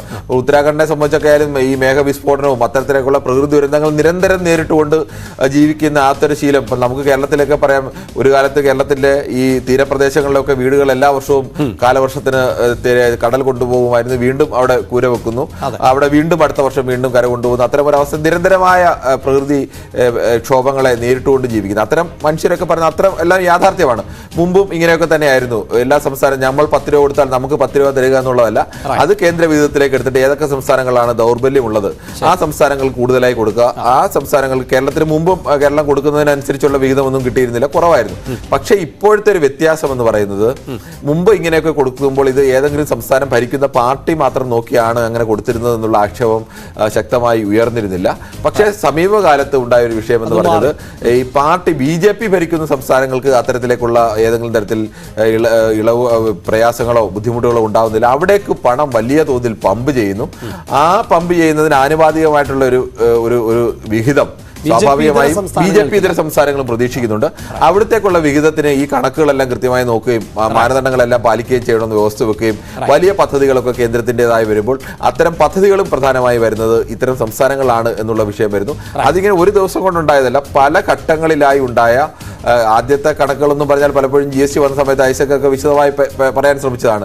പക്ഷെ അന്നൊന്നും ആളുകൾ അനുകൂലിച്ചാണോ എതിർത്താണോ എന്താണ് GST എന്ന് തന്നെ സാധാരണ ജനത്തെ സംബന്ധിച്ച് മനസ്സിലായില്ല. UPA സർക്കാരിനെ സംബന്ധിച്ച് ഈ വലിയ അഴിമതി ആരോപണങ്ങളും ഒക്കെ വന്ന സമയത്ത് ആദ്യഘട്ടത്തിൽ ഈ വന്ന സമയത്ത് പോലും ചില കാര്യങ്ങളൊന്നും ജനങ്ങൾക്ക് അതിനെക്കുറിച്ചൊന്നും ആ തരത്തിലേക്ക് ജനങ്ങളുമായി പെട്ടെന്ന് സമ്മതിക്കില്ല. പക്ഷെ ഇത് ജനങ്ങളുമായി സമ്മതിക്കാനുള്ള ശ്രമമാണ് നടത്തുന്നത്. അതിന് സ്വാഭാവികമായും BJP എന്തായാലും BJP ഒരു പാർട്ടി ഏറ്റവും ഫലപ്രദമായ രീതിയിലേക്ക് ഇത്തരം രാഷ്ട്രീയ തന്ത്രങ്ങൾ മുൻകൂട്ടി തീരുമാനിക്കും. ഇന്ത്യയിൽ നിന്ന് ആലോചിക്കണം, പ്രതിപക്ഷ പാർട്ടികളാണ് ആദ്യം തെരഞ്ഞെടുപ്പ് പ്രചരണം തുടങ്ങേണ്ടത്. പക്ഷേ പ്രതിപക്ഷ പാർട്ടികൾ ഇപ്പോഴും ഇന്ത്യ മുന്നണി എന്നൊക്കെ പറയുന്ന ആര് നേതാവാകണം, ഏത് തരത്തിൽ വേണം, ഇനി കോമൺ ആയിട്ട് എന്തെങ്കിലും പദ്ധതി വേണോ, മുന്നോട്ട് വെക്കാൻ ആളുകൾ ചോദിക്കുന്നത് പോലെ നിങ്ങൾക്ക് BJPയെ തോൽപ്പിക്കുന്നതിനപ്പുറത്തേക്ക് എന്താണ് അജണ്ട? അത്തരം ഒരു കോമൺ മിനിമം പ്രോഗ്രാം ഉണ്ടോ? എപ്പോഴും നെഗറ്റീവ് വോട്ടിനൊപ്പം തന്നെ പോസിറ്റീവായി കൂടി നിങ്ങൾ വെക്കാൻ കഴിയണം. അതിലൊന്നും ഒരു കൃത്യമായ തീരുമാനം ഉണ്ടാകുന്നില്ല. പക്ഷേ നരേന്ദ്രമോദി നേരത്തെ അഭിലാഷ് പറഞ്ഞതുപോലെ BJPക്ക് ഇതുവരെ അക്കൗണ്ട് തുറക്കാൻ കഴിയാത്ത, BJPക്ക് പച്ചവിടാൻ കഴിയാത്ത ഒരു സംസ്ഥാനത്ത് വന്നതുകൊണ്ടാണ് ആവർത്തിച്ച് നരേന്ദ്രമോദി മോദി ഗ്യാരണ്ടി എന്നാണ് ഗ്യാരണ്ടി എന്നത് ദക്ഷിണേന്ത്യയിൽ ആവർത്തിക്കുമ്പോഴാണ് നമ്മുടെ ചർച്ച ആരംഭിക്കുന്നത്. നമ്മുടെ ഇലക്ഷൻ ചാനൽ അത് വിശദമായി പരിശോധിക്കുന്നത്. എന്താണ് ദക്ഷിണേന്ത്യയിൽ BJPയുടെ മാസ്റ്റർ പ്ലാൻ എന്നുള്ളതാണ് ഈ എപ്പിസോഡിൽ ഞങ്ങൾ ചർച്ച ചെയ്യുന്നത്. അവരുടെ പദ്ധതികൾ എന്തിൻ്റെ അടിസ്ഥാനത്തിലാണ്, എന്തുകൊണ്ടാണ് പ്രധാനമന്ത്രി ഇത്തരത്തിൽ ഒരു മുദ്രാവാക്യം മോദിക്ക് ഗ്യാരണ്ടി എന്ന് ഉത്തരേന്ത്യയിൽ പറയുന്ന അതേ മുദ്രാവാക്യം ഉൾപ്പെടെ ദക്ഷിണേന്ത്യയിലും ആവർത്തിക്കുന്നത്? കിരൺ സൂചിപ്പിക്കുന്നത് പോലെ സാമ്പത്തികമായി അടക്കം BJP ഇതര സംസ്ഥാനങ്ങളെ ഞെരുക്കുന്നു എന്ന് മറ്റ് രാഷ്ട്രീയ പാർട്ടികൾ ഒന്നടങ്കം പറയുന്ന ഒരു കാലഘട്ടത്തിലൂടെയാണ് കടന്നുപോകുന്നത്. അതിൽ കേരളവും ഉൾപ്പെടുന്നുണ്ട്. പക്ഷേ കേരളത്തിലേക്കും ഞങ്ങൾ വാരിക്കൊരു പദ്ധതികൾ തരുന്നു എന്ന് BJP അവകാശപ്പെടുകയും ചെയ്യുന്നുണ്ട്. അത്തരം വന്ദേ ഭാരത് പോലെയുള്ളവ അനുവദിച്ചതിനെയൊക്കെ വലിയ ആഘോഷമാക്കി ഉയർത്തി കാണിക്കുകയും അതിന് കഴിയുന്നത്ര പ്രചാരണം കേരളത്തിലടക്കം കേന്ദ്രമന്ത്രിമാരെ ഇറക്കിക്കൊണ്ട് ഈ പദ്ധതികൾ ഉദ്ഘാടനം ചെയ്യുന്നു. അതിന് കഴിയുന്നത്ര പ്രചാരണം ദൃശ്യ ശ്രവ്യ മാധ്യമങ്ങളിലൂടെ അടക്കം BJP നൽകിക്കൊണ്ടാണ് ഒരു പോരിന് ഇറങ്ങുന്നത്. അടുത്ത ഘട്ടത്തിലേക്ക് കടന്നാലോ? അതെ, അങ്ങനെ തന്നെയാണ് അഭിലാഷ്. BJPയെ സംബന്ധിച്ചിടത്തോളം BJP കഴിഞ്ഞ ഈ അവസാനം നടന്ന 5 നിയമസഭാ തെരഞ്ഞെടുപ്പുകൾ തന്നെയാണ് ഏറ്റവും വലിയ തെളിവ്. സംസ്ഥാന വിഷയങ്ങൾക്കൊക്കെ അപ്പുറത്തേക്ക് നരേന്ദ്രമോദി എന്ന പേരിന്, നരേന്ദ്രമോദി എന്ന വ്യക്തിക്ക് ഇന്ത്യൻ ജനതയെ സ്വാധീനിക്കാൻ കഴിയുന്നതിന്, ആ പാർട്ടി BJPക്ക് സ്വാധീനിക്കാൻ കഴിയുന്നതോ BJPയുടെ ആശയങ്ങൾക്ക് സ്വാധീനിക്കാൻ കഴിയുന്നതിന് അപ്പുറത്തേക്ക് ഒരു സാധ്യതയുണ്ട്. ഉത്തരേന്ത്യയെ സംബന്ധിച്ചപ്പോൾ ഈ അയോധ്യയിലെ രാമക്ഷേത്ര നിർമ്മാണവുമായി ബന്ധപ്പെട്ട ഒരു വൈകാരിക അവസ്ഥയൊക്കെ വന്നു കഴിഞ്ഞാൽ സ്വാഭാവികമായും ഉത്തരേന്ത്യയിൽ ഈ കോൺഗ്രസ് ഉയർത്തുന്ന ഈ ജാതി സെൻസസ് എന്ന ആവശ്യം, പിന്നോക്കക്കാരെയും ദളിതരെയും അവഗണിക്കുന്നുള്ള പരാതികൾ, ഇതിനെയൊക്കെ മറികടക്കാൻ കഴിയുന്നതാണ് യഥാർത്ഥത്തിൽ ഈ അയോധ്യ എന്നുള്ള ഒരു മുദ്രാവാക്യം. ജയ് ശ്രീറാം എന്നുള്ള മുദ്രാവാക്യം അയോധ്യ മുന്നിലെടുക്കുന്നുണ്ട്. പക്ഷേ ഒരു ദക്ഷിണേന്ത്യയെ സംബന്ധിച്ച ഒരു വിഷയം പ്രധാനപ്പെട്ടത്, ഈ അയോധ്യ മുദ്രാവാക്യം വന്നതുകൊണ്ടോ അയോധ്യയിൽ ഇപ്പോൾ രാമക്ഷേത്രം നിർമ്മിക്കുന്നു അല്ലെങ്കിൽ അവിടെ എന്തെങ്കിലും അഭിമാനം ഉയരുന്നതുകൊണ്ടോ നമ്മൾ BJPക്കൊപ്പം നിൽക്കണം എന്ന് ചിന്തിക്കുന്ന മനുഷ്യരല്ല കേരളത്തിലെ ജനങ്ങൾ, തമിഴ്നാട്ടിലെ ജനങ്ങൾ, ആന്ധ്രാപ്രദേശിലെ ജനങ്ങൾ, തെലങ്കാനയിലെ ആളുകൾ, ഒരു പരിധിവരെയും കർണാടകയിലെ ആളുകളുമൊക്കെ. അവിടെ ഈ ഹിന്ദുത്വ മുദ്രാവാക്യത്തെക്കാൾ നന്നായി, പിന്നെ പ്രത്യേകിച്ച് ഈ സംസ്ഥാനങ്ങളിലെല്ലാം തന്നെ ന്യൂനപക്ഷ വോട്ടുകൾ നിർണായകമാണ്. സംഘപരിവാർ വിരുദ്ധ മനോഭാവമുള്ള മഹാഭൂരിപക്ഷം ഹിന്ദുക്കൾ വസിക്കുന്ന നാട് കൂടിയാണ്. അപ്പോൾ അവിടെ ഈ ഹിന്ദുത്വ മുദ്രാവാക്യത്തിന് പകരം അവിടെ വെക്കാൻ കഴിയുന്നത് ഈ ഹിന്ദുത്വ മുദ്രാവാക്യത്തോട് എതിർപ്പുള്ള സാധാരണ മനുഷ്യർക്ക് പോലും മോദി എന്ന് പറയുന്ന വ്യക്തിയോടും, മോദി കരുത്തനായ ഒരു നേതാവാണ്, അല്ലെങ്കിൽ മോദിക്ക് ഇതിനെയൊക്കെ മറികടക്കാൻ കഴിയുന്ന ഒരാളാണ്, അത് ഒരുപാട് ഉയർന്നു നിൽക്കുന്ന ഒരാളാണ്, അന്താരാഷ്ട്ര വേദിയിലൊക്കെ മോദി പോകുന്നത്, ഇന്ത്യയുടെ ശാസ്ത്ര രംഗത്തെ നേട്ടങ്ങൾ, ഇന്ത്യയുടെ കായിക രംഗത്തെ നേട്ടങ്ങൾ, ഇതൊക്കെ മോദിയുടെ ഒരു നേട്ടമായി കൃത്യമായി കാണിക്കാനോ അല്ലെങ്കിൽ ആ തരത്തിലേക്കൊക്കെ വിശ്വസിക്കുന്ന മോദിയോട്, BJPയോട് എതിർപ്പുള്ളവർക്കും മോദിയോട് സ്നേഹമുള്ള ആളുകൾ. അതിപ്പോൾ ഒരുപക്ഷെ ഈ കേരളത്തിൽ നിന്ന് നിരവധി ആളുകൾ വിദേശ രാജ്യങ്ങളിലൊക്കെ ജോലി ചെയ്യുന്നവരുണ്ട്. അവർ ജാതിമത ഭേദമെന്നെ പറയുന്ന ഒന്നുണ്ട്. പ്രധാനമന്ത്രിക്ക് അവിടെ സ്വീകാര്യത ലഭിക്കുമ്പോൾ അത് ഞങ്ങൾക്ക് കൂടി സ്വീകാര്യത ലഭിക്കുന്നത് പോലെയാണ് എന്ന്. അത് സ്വാഭാവികമാണ്. അത്തരം ഒരു രാജ്യത്ത്, ഇന്ത്യയുടെ പുറത്ത് ഒരു രാജ്യത്ത് ജോലി ചെയ്യുന്ന ആളുകളെ സംബന്ധിച്ചിടത്തോളം ആ രാജ്യക്കാരിൽ നിന്ന് ഇന്ത്യൻ ഭരണാധികാരിക്ക് ലഭിക്കുന്ന ഒരു സ്വീകാര്യത എന്ന് പറയുന്നത്, ആ സ്വീകാര്യത സ്വാഭാവികമായും അവിടെ നിൽക്കുന്ന സാധാരണ തൊഴിലാളിക്ക് പോലും ഇവർ ഇത്ര കരുത്തരായ ഒരു രാജ്യത്ത് നിന്ന് വരുന്ന ആളുകളാണ്, അവരെ ആ തരത്തിൽ ട്രീറ്റ് ചെയ്യണം, അല്ലെങ്കിൽ അവരുടെ മനോഭാവത്തിൽ തന്നെ സ്വാഭാവികമായി മാറ്റമുണ്ടാകും. അപ്പോൾ ആ തരത്തിൽ ആ പ്രചാരണത്തെ പ്രധാനമന്ത്രി എവിടെ പോകുന്നു, അവിടെ ആരൊക്കെയായി സംസാരിക്കുന്നു, അതെല്ലാം ലോകത്തെ കാണിക്കാനാണ് BJP ശ്രമിക്കുന്നത്. അത് കൃത്യമായി തന്നെ BJP വളരെ കൃത്യമായി തന്നെ അത് ഉപയോഗിക്കുന്നുണ്ട്. ഈ ദക്ഷിണേന്ത്യയെ സംബന്ധിച്ച് ഹിന്ദുത്വ അജണ്ട മുന്നിൽ നിർത്താതെ അവിടെ മോദിയുടെ ഗ്യാരണ്ടി മുന്നിൽ നിർത്തുക. മോദിയുടെ എങ്ങനെയാണോ കഴിഞ്ഞ തവണ സംസ്ഥാനത്ത് നേതാക്കളെ മാറ്റി നിർത്തി രാജസ്ഥാനിലും മധ്യപ്രദേശിലും ഛത്തീസ്ഗഡിലും ഏറ്റവും പ്രധാനപ്പെട്ട ആ സംസ്ഥാനത്ത് മോദിയേക്കാൾ ഒരുപക്ഷെ കരുത്തരെന്ന് നമ്മൾ കരുതപ്പെട്ടിരുന്ന പലതവണ മുഖ്യമന്ത്രിമാരായ 4 തവണ അടക്കം മുഖ്യമന്ത്രിമാരായിട്ടുള്ള നേതാക്കളെയൊക്കെയാണ് മാറ്റി നിർത്തിയത്. അവരെയൊക്കെ ശിവരാജ് സിംഗ് ചൗഹാനെ പോലെയുള്ള ആളുകളെ, വസുന്ധര രാജെ പോലുള്ള ആളുകളെ, രമൺ സിംഗിനെ പോലെയുള്ള നേതാവിനെ, ഇവരെയൊക്കെ മാറ്റി നിർത്തി മോദിയെ മുൻനിർത്തിയപ്പോൾ അവിടെ ജയിക്കാൻ കഴിഞ്ഞുവെങ്കിൽ അതേ തന്ത്രം തന്നെയാണ് കേരളത്തിലേക്കോ അല്ലെങ്കിൽ തമിഴ്നാട്ടിലേക്കോ ആന്ധ്രയിലേക്കോ കർണാടകയിലേക്കോ തെലങ്കാനയിലേക്കോ വരുമ്പോൾ BJP പ്രധാനമായും ഉപയോഗിക്കുന്നത്. കേരളത്തിന് പറ്റിയ എന്താണ്? കേരളത്തിൽ വന്നിട്ട് രാമക്ഷേത്രം നിർമ്മിക്കുന്നത് വലിയ നേട്ടമായി പറഞ്ഞാൽ BJP അണികൾക്ക് ചിലപ്പോൾ ആവേശമുണ്ടായേക്കാം. പക്ഷേ ആ ആവേശം കൊണ്ടോ അവരുടെ വോട്ട് കൊണ്ടോ BJPക്ക് ജയിക്കാൻ കഴിയില്ല. BJPക്ക് ജയിക്കാൻ കഴിയണമെങ്കിൽ BJP ഇതര പാർട്ടികളിൽ നിൽക്കുന്ന ആളുകളെ BJPയിലേക്ക് ആകർഷിക്കാൻ കഴിയണം. അവിടെയാണ് കൃത്യമായി തന്നെ അവർ അജണ്ട നിശ്ചയിച്ചുകൊണ്ട് അവിടെ മോദിയുടെ ഗ്യാരണ്ടി എന്ന് പറയുന്ന, മോദി എന്ന് പറയുന്ന നേതാവിൻ്റെ അല്ലെങ്കിൽ മോദി എന്ന് പറയുന്ന പ്രധാനമന്ത്രിയുടെ ഈ പ്രതിച്ഛായ വോട്ടാക്കി മാറ്റാൻ വേണ്ടിയുള്ള ശ്രമം, അത് മോഡിയുടെ പ്രവർത്തനങ്ങൾ, അത് മാറ്റിയുള്ള ശ്രമങ്ങൾ വളരെ കൃത്യമായി തന്നെ BJP തുടക്കം കുറിച്ചു കഴിഞ്ഞത്. ആ തുടക്കം കുറിക്കലിന്റെ ഭാഗമായി കൂടിയായിരുന്നു പ്രധാനമന്ത്രി നരേന്ദ്രമോദി കേരളത്തിലേക്ക് അടക്കം എത്തിയത്. ഇനി നമുക്ക് പരിശോധിക്കേണ്ടത് എന്തുകൊണ്ട് ദക്ഷിണേന്ത്യയിൽ അടക്കം പ്രധാനമന്ത്രി തന്നെ വളരെ നേരത്തെ, അതായത് തെരഞ്ഞെടുപ്പ് കമ്മീഷൻ ആരംഭിച്ചിട്ടേ ഉള്ളൂ. വിവിധ സംസ്ഥാനങ്ങളിലടക്കം സന്ദർശനം നടത്തുകയാണ്. ഒരു പക്ഷേ ഫെബ്രുവരിയോ മാർച്ചിലോ ഒക്കെ തെരഞ്ഞെടുപ്പ് സംബന്ധിച്ച പ്രഖ്യാപനം ഉണ്ടായേക്കാം. ആ സാധ്യതകൾ നമുക്ക് തള്ളിക്കളയാനാവില്ല. അവിടെ ഉത്തരേന്ത്യയിൽ തീർച്ചയായും രാമക്ഷേത്രം എന്നത് വലിയ തെരഞ്ഞെടുപ്പ് വിഷയമാകും എന്നതിൽ തർക്കമില്ല. നമുക്കാദ്യം ഈ ഇന്ത്യയിലെ വിവിധ സംസ്ഥാനങ്ങളിലേക്ക് ഇപ്പോൾ BJPയുടെ ഒരു ഇടപെടൽ എന്താണ്, BJPയുടെ സ്വാധീനം എന്താണ് എന്നതുകൂടി വളരെ പെട്ടെന്ന് പരിശോധിക്കാൻ പറ്റുന്നുണ്ട്. നമുക്ക് ദ ഇലക്ഷൻ ചാനലിന്റെ വീഡിയോ വാളിൽ ഇപ്പോൾ നൽകിയിട്ടുള്ള ഈ മാപ്പ്, അതിൽ കാവി എവിടെയെല്ലാം പതിഞ്ഞിരിക്കുന്നു എന്നത് വളരെ കൃത്യമായി പ്രേക്ഷകർക്ക് മനസ്സിലാക്കാൻ സാധിക്കും. അതായത് കഴിഞ്ഞ 3 സംസ്ഥാനങ്ങളിലെ നിയമസഭാ തെരഞ്ഞെടുപ്പ് കൂടി പരിഗണിക്കുമ്പോൾ, അതായത് രാജസ്ഥാനും ഛത്തീസ്ഗഡിലും മധ്യപ്രദേശിലുമൊക്കെ നടത്തിയിട്ടുള്ള മുന്നേറ്റങ്ങൾ കൂടി വിലയിരുത്തുമ്പോഴാണ് ഏതാണ്ട് ഇന്ത്യയുടെ ഹൃദയഭൂമി മൊത്തം BJPയുടെ കൈകളിൽ ആണ്, അല്ലെങ്കിൽ BJPയോ BJP മുന്നണിയുടെയോ ഭാഗത്താണ് എന്ന് വളരെ കൃത്യമായി മനസ്സിലാക്കാൻ സാധിക്കും. മാത്രവുമല്ല, ഈ നോർത്ത് ഈസ്റ്റ് ഭാഗങ്ങൾ, അവിടെയൊന്നും BJPയെ സംബന്ധിച്ചിടത്തോളം പെട്ടെന്ന് എത്തിപ്പെടാൻ പറ്റാത്ത ഇടങ്ങളായിരുന്നു. അവിടെയും BJP എത്തിക്കഴിഞ്ഞിട്ടുണ്ട് എന്ന് ഈ മാപ്പിലൂടെ മനസ്സിലാക്കാൻ സാധിക്കും. അവിടെ നിന്ന് വ്യത്യസ്തമായ ഒരു ചിത്രം ഉണ്ട് എങ്കിൽ, അല്ലെങ്കിൽ ആ കാവി പുതഞ്ഞു നിൽക്കാത്ത ഒരു പ്രദേശം ഉണ്ട് എങ്കിൽ അത് കൃത്യമായി ദക്ഷിണേന്ത്യയാണ് എന്ന് മനസ്സിലാക്കാൻ സാധിക്കും. കിരൺ, അതെ, അത് തന്നെയാണ് അഭിലാഷ് ഏറ്റവും പ്രധാനം.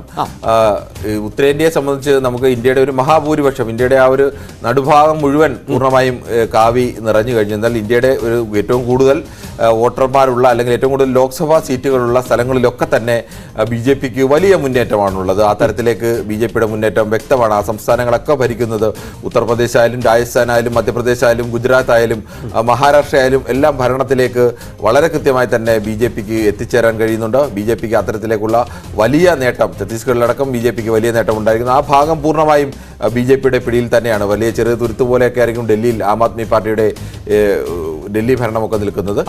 പക്ഷേ നമ്മൾ ആ മാപ്പിൽ തന്നെ വളരെ വ്യക്തമാണ്, ദക്ഷിണേന്ത്യ, കിഴക്കൻ ഇന്ത്യ. കിഴക്കൻ ഇന്ത്യയിൽ മുകളിൽ ഒറീസ മുതൽ താഴേക്ക് വന്നു കഴിഞ്ഞാൽ, ഇന്ന് കേരളം, തമിഴ്നാട് വരെയുള്ള ഭാഗങ്ങൾ വന്നു കഴിഞ്ഞാൽ അവിടെ എവിടെയും BJPയുടെ ഒരു സംസ്ഥാനത്ത് പോലും BJPക്ക് അങ്ങനെ ഒരു ഭരണം നേടാൻ കഴിഞ്ഞിട്ടില്ല, അധികാരം നേടാൻ കഴിഞ്ഞിട്ടില്ല. അവിടെയെല്ലാം ഭരിച്ചുകൊണ്ടിരിക്കുന്നത് BJP ഇതര പാർട്ടികളാണ്. ഒന്നുകിൽ ഇന്ത്യ മുന്നണിയുടെ സഖ്യകക്ഷിയായ പാർട്ടികൾ, അല്ലെങ്കിൽ ഒറീസയിൽ ഇപ്പോൾ BJD പോലുള്ള പാർട്ടികൾ ഏതെങ്കിലും മുന്നണിയുടെ ഭാഗമായി നിൽക്കുന്ന പാർട്ടികളല്ല നിൽക്കുന്നത്. നമുക്ക് ദക്ഷിണേന്ത്യയാണ് കൃത്യമായി തന്നെ പരിശോധിക്കേണ്ടത്.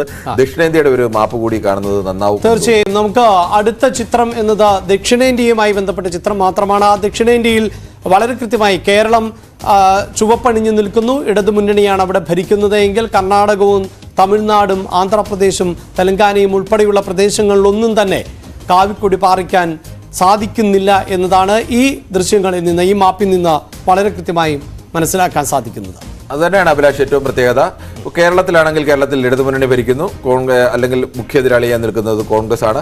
കേരളത്തെ സംബന്ധിച്ചിടത്തോളം BJPക്ക് അങ്ങനെ ഒരു മുന്നേറ്റം, അല്ലെങ്കിൽ സംസ്ഥാന ഭരണത്തിന്റെ അടിസ്ഥാനത്തിലാണ് ഈ ചിത്രങ്ങൾ നൽകിയിരിക്കുന്നത്. രണ്ടാമത് തമിഴ്നാട്ടിലേക്ക് വന്നു കഴിഞ്ഞാൽ അവിടെ പ്രധാന പാർട്ടി DMK ആണ്. എതിരാളിയായി നിൽക്കുന്നത് ADMK ആണ്. ADMKയിൽ തന്നെ ഇപ്പോൾ അവരുടെ സഖ്യകക്ഷി ആയിരുന്നു, ഇപ്പോൾ സഖ്യകക്ഷി സ്ഥാനത്ത് നിന്ന് മാറി അവിടെ DMKയുടെ ഭരണമാണ് നിൽക്കുന്നത്. മറ്റ് കർണാടകയും അതിന് തൊട്ട് മുകളിൽ കാണുന്ന തെലങ്കാനയും, കർണാടകയും തെലങ്കാനയും ഭരിക്കുന്നത് കോൺഗ്രസ് ആണ്. കോൺഗ്രസിന്റെ ശക്തമായ ആധിപത്യമുണ്ട്. കർണാടകയിൽ മുഖ്യ എതിരാളി BJP ആണ്. പക്ഷേ തെലങ്കാനയിൽ മുഖ്യ എതിരാളി BJP അല്ല, ഇപ്പോഴും BRS ആണ് അവിടുത്തെ മുഖ്യ എതിരാളിയായി നിൽക്കുന്നത്. മറ്റൊന്ന് നിൽക്കുന്നത് ആന്ധ്രാപ്രദേശാണ്. ആന്ധ്രാപ്രദേശിൽ YSR കോൺഗ്രസ് ആണ് പ്രധാന പാർട്ടിയായി നിൽക്കുന്നത്. അവിടെയും മുഖ്യ എതിരാളി BJP അല്ല. BJPക്ക് അങ്ങനെ സ്വാധീനമുള്ള ഒരു സ്ഥലം കൂടിയല്ല ആന്ധ്രാപ്രദേശ്. ആന്ധ്രാപ്രദേശിൽ മുഖ്യ എതിരാളിയായി നിൽക്കുന്നത് TDP ആണ് നിൽക്കുന്നത്, അല്ലെങ്കിൽ കോൺഗ്രസ് ആണ് എതിരാളിയായി നിൽക്കുന്നത്. ഈ 5 പ്രധാനപ്പെട്ട ദക്ഷിണേന്ത്യൻ സംസ്ഥാനങ്ങൾ, ഈ 5 പ്രധാനപ്പെട്ട ദക്ഷിണേന്ത്യൻ സംസ്ഥാനങ്ങൾ എടുത്തു നോക്കിയാൽ ഇവിടെ ഈ ഒരു സ്ഥലത്ത് കർണാടകയിൽ മാത്രമാണ് BJPക്ക് ഭരണം ലഭിച്ചിട്ടുള്ളത്. കഴിഞ്ഞ തവണത്തെ, അതായത് ദക്ഷിണേന്ത്യയിൽ ഭരിച്ചിട്ടുള്ള ഏക സംസ്ഥാനം എന്നത് കർണാടക മാത്രമാണ്.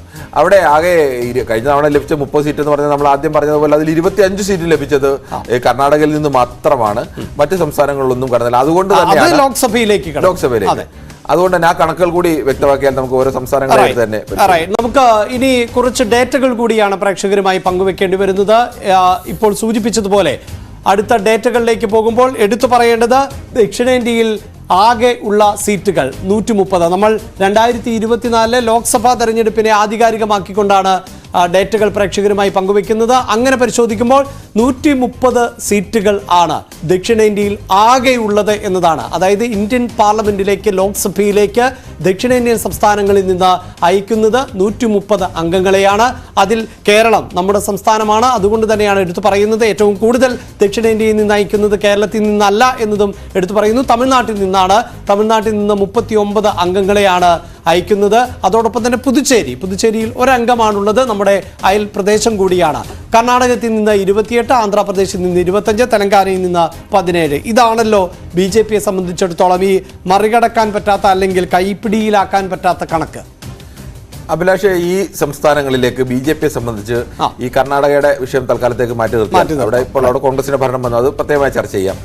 ഈ മറ്റ് സംസ്ഥാനങ്ങളിലെല്ലാം, തമിഴ്നാടായാലും ആന്ധ്രാപ്രദേശ് ആയാലും തെലങ്കാന ആയാലും കേരളമായാലും, ഇവിടെയെല്ലാം BJPയെ സംബന്ധിച്ച് 2, 3, 4, 5 സീറ്റ് വീതം ലഭിച്ചാൽ, അല്ലെങ്കിൽ എല്ലായിടത്തും അത്ര ഒരു കുറഞ്ഞ സീറ്റുകൾ തന്നെ ലഭിച്ചാൽ പോലും BJPക്ക് ഇത് വലിയ നേട്ടമാണ്.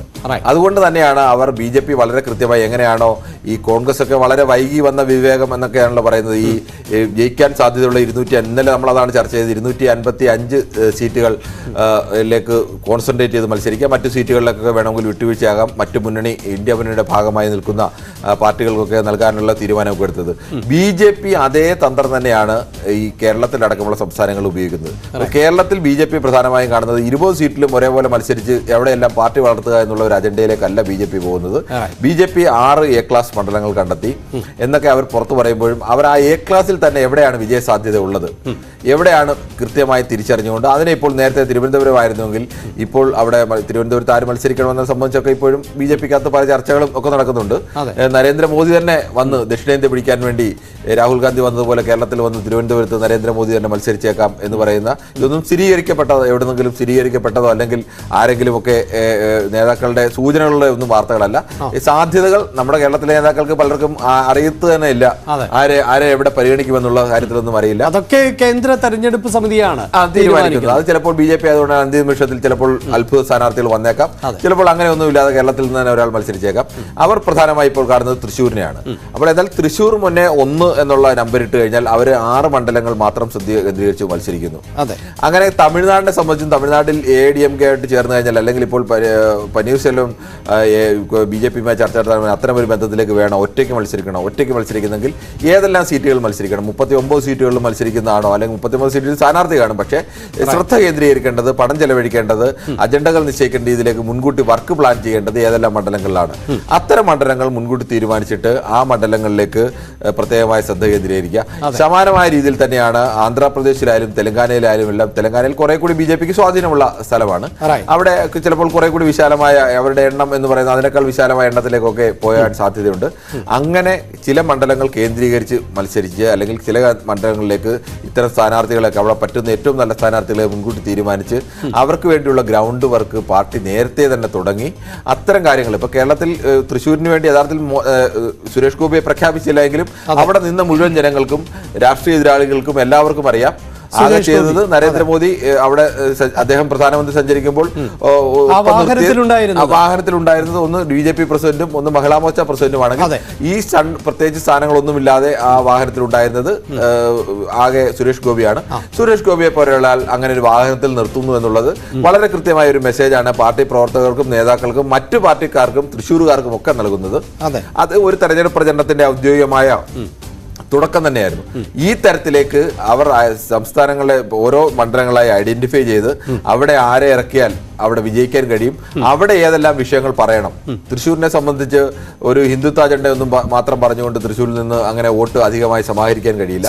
അതുകൊണ്ട് തന്നെയാണ് അവിടെ ഏതാണ്ട് 40% ക്രിസ്ത്യൻ വോട്ടർമാരുള്ള ഒരു മണ്ഡലം കൂടിയാണ്. അതുകൊണ്ട് ഇതെല്ലാം മുൻകൂട്ടി കണ്ടുകൊണ്ടാണ് നേരത്തെ തന്നെ ക്രിസ്ത്യൻ സഭകളുമായി അത്തരത്തിലേക്ക് ഒരു ബന്ധം സ്ഥാപിക്കാനും സഭാ നേതാക്കന്മാരെ പ്രധാനമന്ത്രിയുമായിട്ടുള്ള സന്ദർശനത്തിന് അവസരമൊരുക്കാനും ഒക്കെ. ഇപ്പൊ മണിപ്പൂരിന്റെ ഒക്കെ അടക്കമുള്ള വൈകാര്യമായ വിഷയങ്ങൾ ഉള്ളപ്പോഴാണ് പ്രധാനപ്പെട്ട സഭാ നേതാക്കളെ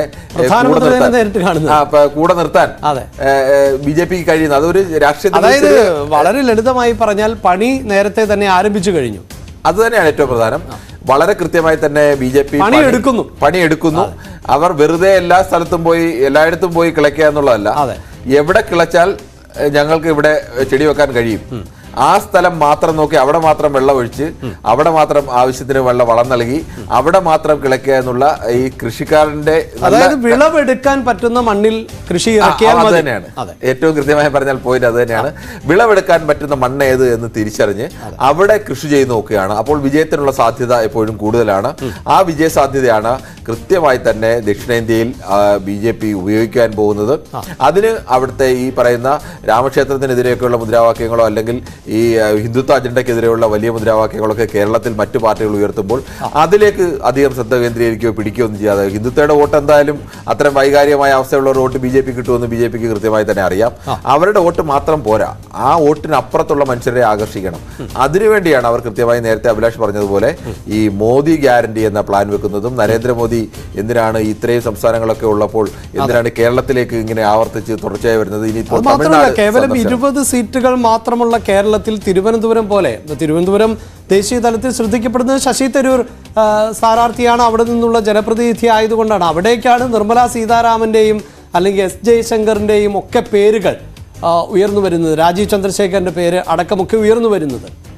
അതുതന്നെയാണ് ഏറ്റവും നമ്മൾ കൃത്യമായി ശ്രദ്ധിക്കേണ്ടത്. ഈ കേരളത്തിലെ മറ്റ് ഇന്ത്യയിലെ മറ്റു രാഷ്ട്രീയ പാർട്ടികൾക്കും യഥാർത്ഥത്തിൽ BJP ഉപയോഗിക്കുന്ന ഈ തന്ത്രങ്ങളെ കൂടി മറികടക്കാൻ കഴിഞ്ഞെങ്കിൽ മാത്രമേ BJPയെ രാഷ്ട്രീയമായി നേരിടുന്നതിനപ്പുറത്തേക്ക് BJPയുടെ ഇത്തരം രാഷ്ട്രീയ തന്ത്രങ്ങളെ നേരിടാൻ പലപ്പോഴും ഈ ഇന്ത്യ മുന്നണിയുടെ ഭാഗമായി നിൽക്കുന്ന, പ്രത്യേകിച്ച് അതിനെ നയിക്കുന്ന കോൺഗ്രസിന് കഴിയുന്നില്ല എന്നുള്ളിടത്താണ് പലപ്പോഴും BJPയുടെ വിജയം എന്ന് പറയുന്നത്.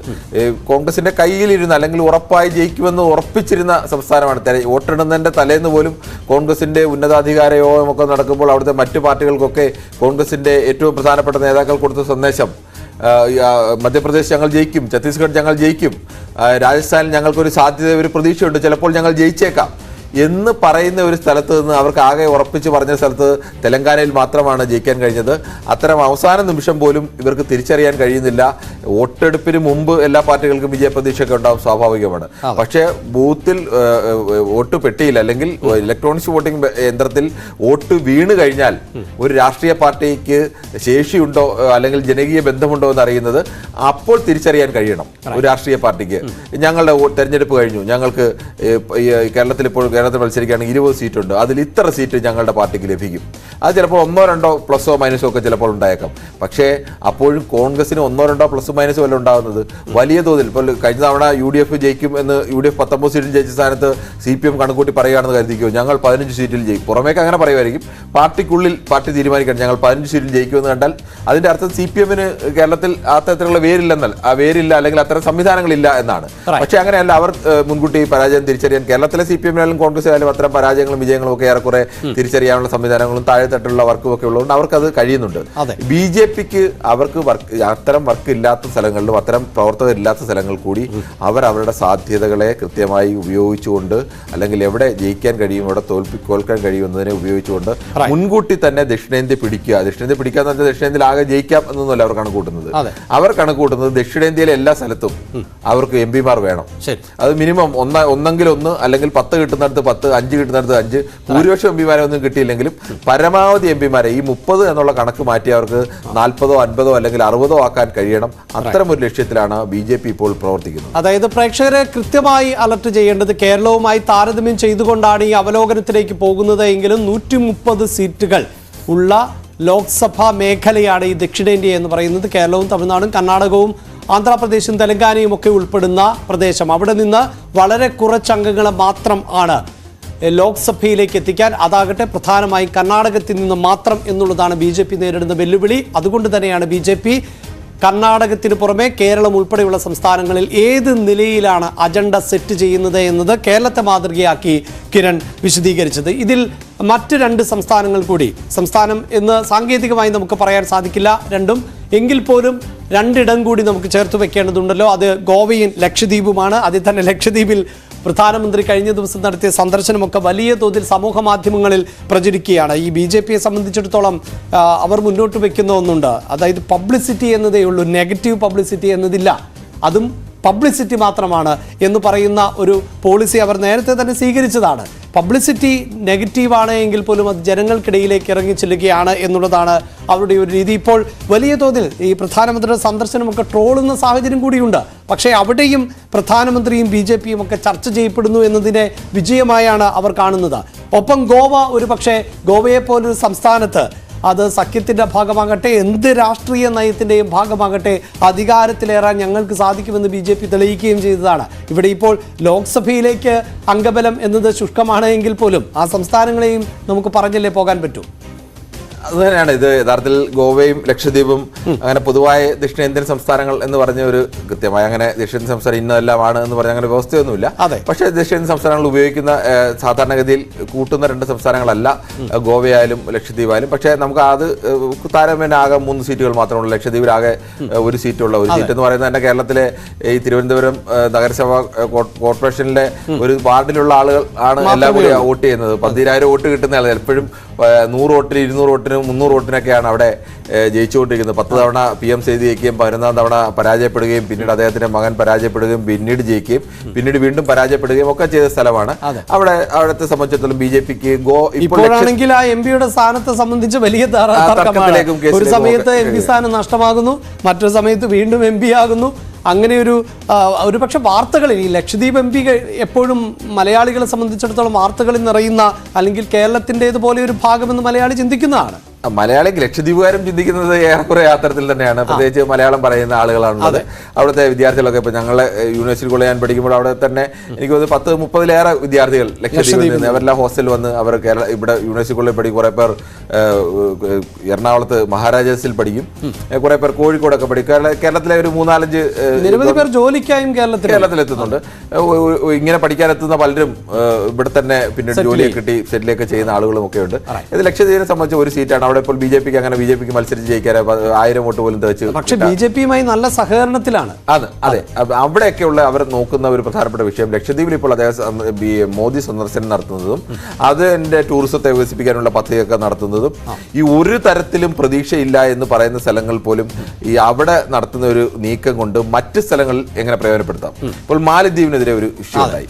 മാലദ്വീപിനെതിരെ ഇഷ്യൂ ഉണ്ടായപ്പോൾ മാലദ്വീപ് ഇന്ത്യയെ സംബന്ധിച്ച് നമ്മുടെ ഒരു സാമന്ത രാജ്യം അല്ലെങ്കിൽ നമ്മുടെ കാരുണ്യത്തിലൊക്കെ ജീവിക്കുന്ന ഒരു ചെറിയ രാജ്യമെന്നോ ഒക്കെ പറയാവുന്ന ദുർബലമായ ഒരു ചെറിയ രാജ്യമാണ്. ആ രാജ്യത്തിനെതിരെ ഇഷ്യൂ ഉണ്ടായി എന്ന് പറയുന്നതിന് ഒരു തരത്തിൽ പറഞ്ഞാൽ അത് ഇന്ത്യക്ക് നാണക്കേടാണ്. അത്രത്തോളം ചെറിയൊരു രാജ്യം നമ്മളെ ആ തരത്തിലേക്കൊക്കെ വന്നു. പക്ഷെ അതിനെ അതിസമർത്ഥമായ രീതിയിൽ മറികടക്കാൻ, അതിനെ ഇന്ത്യയുടെ ഒരു ശക്തി പ്രകടനം നടത്തുന്ന രീതിയിലേക്ക് മറികടക്കാൻ നരേന്ദ്രമോദിക്കോ കേന്ദ്ര സർക്കാരിനോ BJPക്കോ കഴിഞ്ഞു എന്നിടത്താണ് അവിടെയാണ് നമ്മൾ നേരത്തെ പറഞ്ഞ മറ്റു പാർട്ടികൾക്ക് കഴിയാതെ പോകുന്ന രാഷ്ട്രീയ തന്ത്രങ്ങൾ. എങ്ങനെയാണ് ഒരു പരാജയം ഉണ്ടാകുന്ന സ്ഥലത്ത് മാലദ്വീപിനെ പോലെ ഒരു രാജ്യത്തെ മന്ത്രിമാരിൽ നിന്ന് നമ്മളെ ആക്ഷേപിക്കുന്ന ഒരു അവസ്ഥ ഉണ്ടാകുക എന്ന് പറയുന്നത് നമുക്ക് യഥാർത്ഥത്തിൽ നാണക്കേടാണ്. പക്ഷെ അതിനെതിരെ അതിശക്തമായി പ്രതികരിച്ചുകൊണ്ട് അവരെ കൊണ്ട് തന്നെ തിരുത്തേണ്ട ഒരു സാഹചര്യം അവിടെ സൃഷ്ടിച്ചുകൊണ്ട് അതിനെ മറികടക്കുമ്പോൾ സാധാരണ വിദേശ നയതന്ത്രവുമായി ബന്ധപ്പെട്ടവർ വ്യത്യസ്ത അഭിപ്രായങ്ങൾ പറഞ്ഞേക്കാം. പക്ഷെ അതിനൊക്കെ അപ്പുറത്തേക്ക് സാധാരണ മനുഷ്യരെ സംബന്ധിച്ചിടത്തോളം ഞങ്ങളുടെ രാജ്യത്തോട് കളിച്ചാൽ ഞങ്ങൾ ഈ തരത്തിലേക്കൊക്കെ പ്രതികരിക്കും. അവിടെ ആകുമ്പോൾ നമ്മൾക്ക് ഈ ഞങ്ങൾ വലിയ ആളെന്നും മറ്റവർ ചെറിയ ആളും എന്നുള്ള വ്യത്യാസമൊക്കെ മാറി ഈ രാജ്യവികാരമൊക്കെ ഉണ്ടെങ്കിലും അത്തരത്തിലേക്ക് BJPക്ക് കൃത്യമായി ഉപയോഗിക്കാൻ കഴിയുന്നുണ്ട്. ലക്ഷദ്വീപിന്റെ ഇപ്പോഴത്തെ ഒരു പ്രാധാന്യം അതുതന്നെയാണ്. ലക്ഷദ്വീപിലേക്ക് വരുന്ന വികസന പദ്ധതികൾ കൊണ്ടുവരുന്നു. അന്താരാഷ്ട്ര മറ്റ് യാത്രാ വിമാനങ്ങൾക്കടക്കം ഇറങ്ങാനുള്ള സൗകര്യത്തിലേക്ക് ആ വിമാനത്താവളത്തെ മാറ്റുന്നു. അവിടെ 5 സ്റ്റാർ ഹോട്ടലുകൾ വരുന്നു. അവിടത്തേക്ക് ഇനി മറ്റ് സൗകര്യങ്ങളൊക്കെ അവിടത്തേക്ക് ഇല്ലാതിരുന്ന സൗകര്യങ്ങളൊക്കെ വരുന്നു എന്ന് പറയുന്നു. അത്തരത്തിലേക്ക് ഒരു മാറ്റം എടുത്തു പറയേണ്ടത് ഈ അഡ്മിനിസ്ട്രേറ്റർ ഭരണം കൊണ്ട് പൊറുതിമുട്ടുകയാണെന്നും ലക്ഷദ്വീപിന്റെ സംസ്കാരം ഇല്ലാതാവുകയാണ് എന്നും അവിടുത്തെ ജനത ഒരു വിഭാഗമെങ്കിലും പറയുമ്പോഴാണ് ഇത്തരം നീക്കങ്ങൾ. അതെ, അത് അവിടെ വിചിത്രമായ തീരുമാനങ്ങളൊക്കെ തെങ്ങിന് പെയിന്റടിക്കുന്ന അടക്കമുള്ള വിചിത്രമായ തീരുമാനങ്ങളൊക്കെ നടപ്പാക്കുകയും ഒക്കെ ചെയ്ത് നിരന്തരം ഭക്ഷണത്തിലടക്കം നിയന്ത്രണം കൊണ്ടുവരുന്ന വിഷയങ്ങളിലെ ഉച്ചഭക്ഷണത്തിൽ മാറ്റം വരുത്തുന്നു. അത്രയൊക്കെ അവരൊക്കെ പറഞ്ഞാൽ മാംസഭക്ഷണവുമായി ബന്ധപ്പെട്ട് നിൽക്കുന്ന കടലുമായിട്ട് ഇങ്ങനെ ചേർന്ന് നിൽക്കുന്ന ജീവിക്കുന്ന മനുഷ്യരാണ്. അവിടെയൊക്കെ അത്തരം മാറ്റങ്ങളൊക്കെ അത് ബോധപൂർവ്വം ഉണ്ടാക്കുന്നതാണ്. അല്ലെങ്കിൽ ഏതെങ്കിലും ഒരു സംസ്ഥാനത്ത് അത് നല്ല തീരുമാനമാണെന്ന് അറിഞ്ഞുകൊണ്ട് ഉണ്ടാക്കുന്നതല്ല. ഇത്തരം വിഷയങ്ങൾ സൃഷ്ടിക്കുന്നത് കൊണ്ട് ഉണ്ടാകാവുന്ന രാഷ്ട്രീയ ലാഭങ്ങൾ കൂടി കണക്കൂട്ടി തന്നെയാണ്. പിന്നീട് ഗോവ നേരത്തെ തന്നെ BJPക്ക് സ്വാധീനം. ഗോവ അങ്ങനെ ദക്ഷിണേന്ത്യയുടെ ഭാഗമായി കൂട്ടാറില്ല. സാധാരണ ഇതിൽ പടിഞ്ഞാറൻ ഇന്ത്യയുടെ ഭാഗമായിട്ടൊക്കെയാണ് കൂട്ടുന്നത്. പക്ഷെ എന്നാൽ ജിയോഗ്രഫിക്കലി നോക്കിയാൽ അവർ എവിടെയാണെന്ന് ഉറപ്പിച്ച് പറയാൻ കഴിയില്ല. പക്ഷെ അവിടെ ഈ കാസ്റ്റ് പ്രധാനപ്പെട്ടതായി മാറുന്നുണ്ടല്ലോ, അതിന് ഉയർത്തി കാണിക്കാൻ BJPക്ക് സാധിക്കുന്നു. BJP ഗോവ പോലെ ഒരു സ്ഥലത്ത് സാധാരണഗതിയിൽ നമ്മൾ ആലോചിച്ചാൽ BJPക്ക് കടന്നു കയറാനോ BJPക്ക് ഒന്നും കഴിയാൻ ഇല്ല എന്ന് കരുതപ്പെടുന്ന ഒരു സ്ഥലമാണ് ഗോവ. പക്ഷെ അവിടെയാണ് അവർ ലോക്സഭയിലേക്കും നിയമസഭയിലേക്കും ഒക്കെ ജയിക്കാനും അധികാരത്തിൽ പിടിക്കാനും അധികാരം തുടർച്ചയായി നിലനിർത്താനും ഒക്കെ കഴിയുന്നത്. അവിടെയും പ്രേക്ഷകരോട് എടുത്തു പറയേണ്ടത് ഈ സീറ്റുകൾ എന്ന് പറഞ്ഞാൽ നമ്മുടെ വാർഡ് എന്ന് പറയാൻ പറ്റില്ല, എങ്കിൽ പോലും നഗരസഭയിലേക്കൊക്കെ നടക്കുന്ന വോട്ടെടുപ്പ് പോലെയാണ് ഈ നിയമസഭാ തെരഞ്ഞെടുപ്പ്. അതെ, അത് അത്രയും കുറച്ച് വോട്ടുകൾ മാത്രമേ ഉള്ളൂ. പക്ഷെ അത്തരം സ്ഥലങ്ങളിൽ പോലും അവിടെ എങ്ങനെ ഉപയോഗിക്കണം, ഒരു ക്രിസ്ത്യൻ ഭൂരിപക്ഷ സ്ഥലത്ത് എങ്ങനെ ഉപയോഗിക്കണം? ഇപ്പൊ നമ്മൾ കഴിഞ്ഞ ദിവസം കണ്ടു, നോർത്ത് ഈസ്റ്റ് സംസ്ഥാനങ്ങളിൽ പലതും ക്രിസ്ത്യൻ ഭൂരിപക്ഷ സംസ്ഥാനങ്ങളാണ്. അവിടെ പോലും BJP കടന്നു കയറാൻ ഓരോ സ്ഥലത്തും എങ്ങനെയാണ് സ്ട്രാറ്റജി ഉപയോഗിക്കേണ്ടത്, ഹിന്ദുത്വം ഉപയോഗിക്കേണ്ടത് എവിടെയാണ്, വികസനം ഉപയോഗിക്കേണ്ടത് എവിടെയാണ്, നരേന്ദ്രമോദിയുടെ ഗ്യാരണ്ടി ഉപയോഗിക്കേണ്ടത് എവിടെയാണ് എന്ന് തിരിച്ചറിഞ്ഞുള്ള ഒരു വർക്കാണ് നടത്തുന്നത്. നമുക്ക് എന്തായാലും തൽക്കാലം ആ രണ്ട് സംസ്ഥാനങ്ങൾക്ക് അതേസമയം കളയുന്നതിൽ അർത്ഥമില്ല, ചെറിയ സംസ്ഥാനങ്ങൾ മാത്രം. എന്തായാലും മറ്റ് സംസ്ഥാനങ്ങളിലേക്ക് കൂടി പോകേണ്ടതുണ്ട്. പ്രത്യേകിച്ച് BJP തെരഞ്ഞെടുപ്പ് ഘട്ടങ്ങളിലടക്കം മുതിർന്ന നേതാക്കൾ മാധ്യമപ്രവർത്തകരുടെ ചോദ്യത്തിന് മറുപടി നൽകാറുള്ളത് തെരഞ്ഞെടുപ്പിൽ മത്സരിക്കുന്ന ഏതൊരു രാഷ്ട്രീയ പാർട്ടിയുടെയും ലക്ഷ്യം എന്നത് വിജയിക്കുക എന്നതാണ്. ആ വിജയത്തിന് വേണ്ടി രാഷ്ട്രീയത്തെ പ്രൊഫഷണൽ ആയാണ് ഞങ്ങൾ സമീപിക്കുക എന്നുള്ളതാണ് BJP എപ്പോഴും പറയുന്ന മറുപടി. അങ്ങനെ സമീപിക്കുമ്പോൾ ദക്ഷിണേന്ത്യയിൽ എന്ത് മാറ്റം ആണ് BJP പ്രതീക്ഷിക്കുന്നത്? ഇലക്ഷൻ ചാനൽ പരിശോധിക്കുന്നത് ഈ വിഷയമാണ്. വളരെ പെട്ടെന്ന് തിരികെ എത്താം ഇടവേളയ്ക്ക് ശേഷം.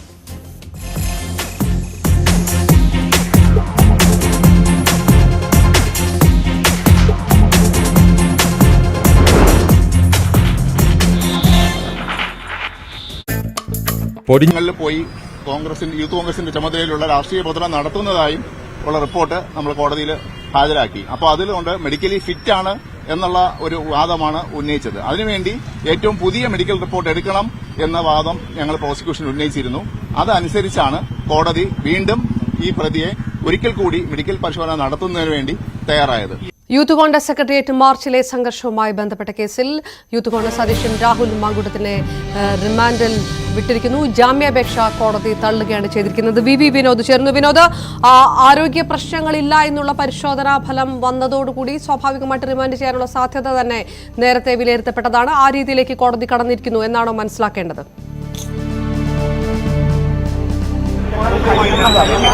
രാഹുൽ മാങ്കൂട്ടത്തിൽ റിമാൻഡിലേക്ക് ജയിലിലേക്ക് പോവുകയാണ്. 22 വരെയാണ്, 14 ദിവസത്തെ റിമാൻഡാണ് കോടതി ഇപ്പോൾ ഉത്തരവായി പറഞ്ഞിരിക്കുന്നത്. പൊതുമുതൽ നശിപ്പിച്ചു, ഉദ്യോഗസ്ഥരെ അവരുടെ കൃത്യനിർവഹണം തടസ്സപ്പെടുത്തി, അവരുടെ ദേഹോദ്രവം, ഗുരുതരമായ മുറിവ് ഉണ്ടാക്കൽ തുടങ്ങിയ കുറ്റങ്ങളാണ് FIRന്റെ ഭാഗമായി ചുമത്തിയിരുന്നത്. ഇതെല്ലാം തന്നെ കോടതി അംഗീകരിച്ചിരിക്കുന്നു. രാഹുൽ മാങ്കൂട്ടം സെക്രട്ടേറിയറ്റ് മാർച്ച് നടത്തിയതിന്റെ പേരിൽ 22 വരെ 14 ദിവസത്തെ റിമാൻഡിലേക്ക് യൂത്ത് കോൺഗ്രസിന്റെ സംസ്ഥാന അധ്യക്ഷൻ പോകുന്നു. വലിയ വാദപ്രതിവാദമാണ് ഇന്ന് കോടതി മുറിയിൽ നടന്നത്. നാടകീയമായിരുന്നു രാവിലത്തെ സംഭവങ്ങൾ. രാവിലെ 5:30 മണിയോടെ, പുലർച്ചെ 5:30-ക്ക് അടൂരിലെ വസതിയിൽ നിന്നാണ് രാഹുൽ മാങ്കൂട്ടത്തെ കന്റോൺമെന്റ് പോലീസ് കസ്റ്റഡിയിലെടുക്കുന്നത്. അവിടെ തന്നെ അറസ്റ്റ്, തുടർന്ന് കന്റോൺമെന്റ് സ്റ്റേഷനിലേക്ക് കൊണ്ടുവരികയും മറ്റ് നടപടിക്രമങ്ങൾ പൂർത്തിയാക്കുകയും ചെയ്തു. തുടർന്ന് ഫോർട്ട് ആശുപത്രിയിലേക്കാണ് കൊണ്ടുപോയത്. അവിടെ വൈദ്യപരിശോധന പൂർത്തിയാക്കി CJM 3-ലേക്ക് കൊണ്ടുവന്നു. വലിയ വാദപ്രതിവാദം, അതായത് നടപടിക്രമങ്ങളിൽ വീഴ്ചയുണ്ട് എന്ന കാര്യമാണ് ഒന്നാമത് പ്രതിഭാഗം ചൂണ്ടിക്കാണിച്ചത്. നോട്ടീസ് നൽകിയിരുന്നില്ല, സ്റ്റേഷനിലെത്തിച്ചാണ് ഈ നടപടിക്രമം പൂർത്തിയാക്കിയത്. അങ്ങനെയുള്ള ഈ കേസിന്റെ നടത്തിപ്പിലെ ചില പ്രശ്നങ്ങൾ, അല്ലെങ്കിൽ കേസുമായി ബന്ധപ്പെട്ട് പോലീസ് സ്വീകരിച്ച നടപടികളിലെ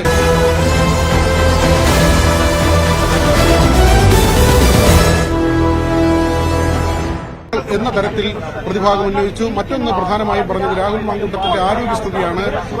ഈ സെക്രട്ടേറിയറ്റ് മാർച്ചിന് ശേഷമുണ്ടായ ആ ഒരു സംഘർഷത്തിൽ ആരോഗ്യ പ്രശ്നങ്ങൾ ഉണ്ടാവുകയും ബ്ലഡ് തലയിൽ ക്ലോട്ട് ചെയ്തിട്ടുണ്ടെന്ന കാര്യം പറയുകയും ചെയ്തു. അതിന്റെ ചികിത്സയാണ് സ്വകാര്യ ആശുപത്രിയിൽ തേടിയതെന്ന കാര്യവും പറഞ്ഞു. തുടർന്നാണ് വീണ്ടും വൈദ്യപരിശോധന നടത്താൻ കോടതി നിർദ്ദേശിച്ചത്. ജനറൽ ആശുപത്രിയിലായിരുന്നു ഈ വൈദ്യപരിശോധന. ആ വൈദ്യപരിശോധനയുടെ റിസൾട്ട് ഗുരുതരമായ ആരോഗ്യ പ്രശ്നങ്ങൾ ഇല്ല എന്ന തരത്തിലായിരുന്നു. ആ റിപ്പോർട്ട് പരിഗണിച്ചു എന്ന് വേണം നമ്മളിപ്പോൾ മനസ്സിലാക്കാൻ. അത് തന്നെയാണ് ഏറ്റവും പ്രധാനമായി കോടതി പരിഗണിച്ചത്. അതിനുശേഷം ഈ പറഞ്ഞതുപോലുള്ള കുറ്റകൃത്യങ്ങൾ അത് സമർത്ഥിക്കാൻ പ്രോസിക്യൂഷന് കഴിയുകയും ചെയ്തു എന്നതാണ്. കാരണം രാഹുലിന്റെ സാന്നിധ്യം അവിടെ ഉണ്ടായിരുന്നു. സ്ത്രീകളെ മുന്നിൽ നിർത്തി പട്ടിക കൊണ്ട് പോലീസിനെ മർദ്ദിച്ചു. ഇതിന്റെ ദൃശ്യങ്ങളുണ്ട്. പ്രവർത്തകരെ അവരെ പ്രകോപിപ്പിച്ച് ഈ സംഘർഷത്തിലേക്ക് തള്ളിവിട്ടത്, പോലീസിനെ ആക്രമിക്കുന്ന നിലയിലേക്ക് തള്ളിവിട്ടത് രാഹുൽ മാങ്കൂട്ടമാണ് തുടങ്ങിയ കാര്യങ്ങൾ സമർപ്പിക്കാൻ പോലീസിന് കഴിയുകയും ചെയ്തു, പ്രോസിക്യൂഷന് കഴിയുകയും ചെയ്തു. അതിന്റെ കൂടി അടിസ്ഥാനം പിന്നെ ഈ വൈദ്യപരിശോധനാ ഫലം ഇതെല്ലാം പരിഗണിച്ചുകൊണ്ടാണ് കോടതി ഇപ്പോൾ രാഹുൽ മാങ്കൂട്ടത്തെ റിമാൻഡ് ചെയ്തിരിക്കുന്നത്. അതായത് ഒരിക്കൽ കൂടി വിനോദ്, ഞാനതൊന്ന് വ്യക്തമാക്കാൻ വേണ്ടി, നേരത്തെ പ്രോസിക്യൂഷൻ ഉന്നയിച്ച വാദങ്ങളെല്ലാം തന്നെ രാഹുലിന് ഉടനടി ജാമ്യം കൊടുത്തു പോയാൽ അത് ഒരു തെറ്റായ സന്ദേശമായിരിക്കും സമൂഹത്തിന് നൽകുക എന്നുള്ളൊരു നിലപാടൊക്കെ പോലീസ് എടുത്തിരുന്നു. അതനുസരിച്ചിട്ടുള്ള ഒരു വാദത്തിലേക്കാണ് കടന്നിരിക്കുന്നത്. അതായത് നിയമവ്യവസ്ഥയെ വെല്ലുവിളിക്കുന്ന രീതിയിലുള്ള കുറ്റകൃത്യങ്ങൾ ആവർത്തിക്കാനുള്ള ഒരു സാധ്യതയുണ്ടെന്നുള്ള വാദമെല്ലാം ഇതെല്ലാം കോടതി അംഗീകരിച്ചിരിക്കുന്നു.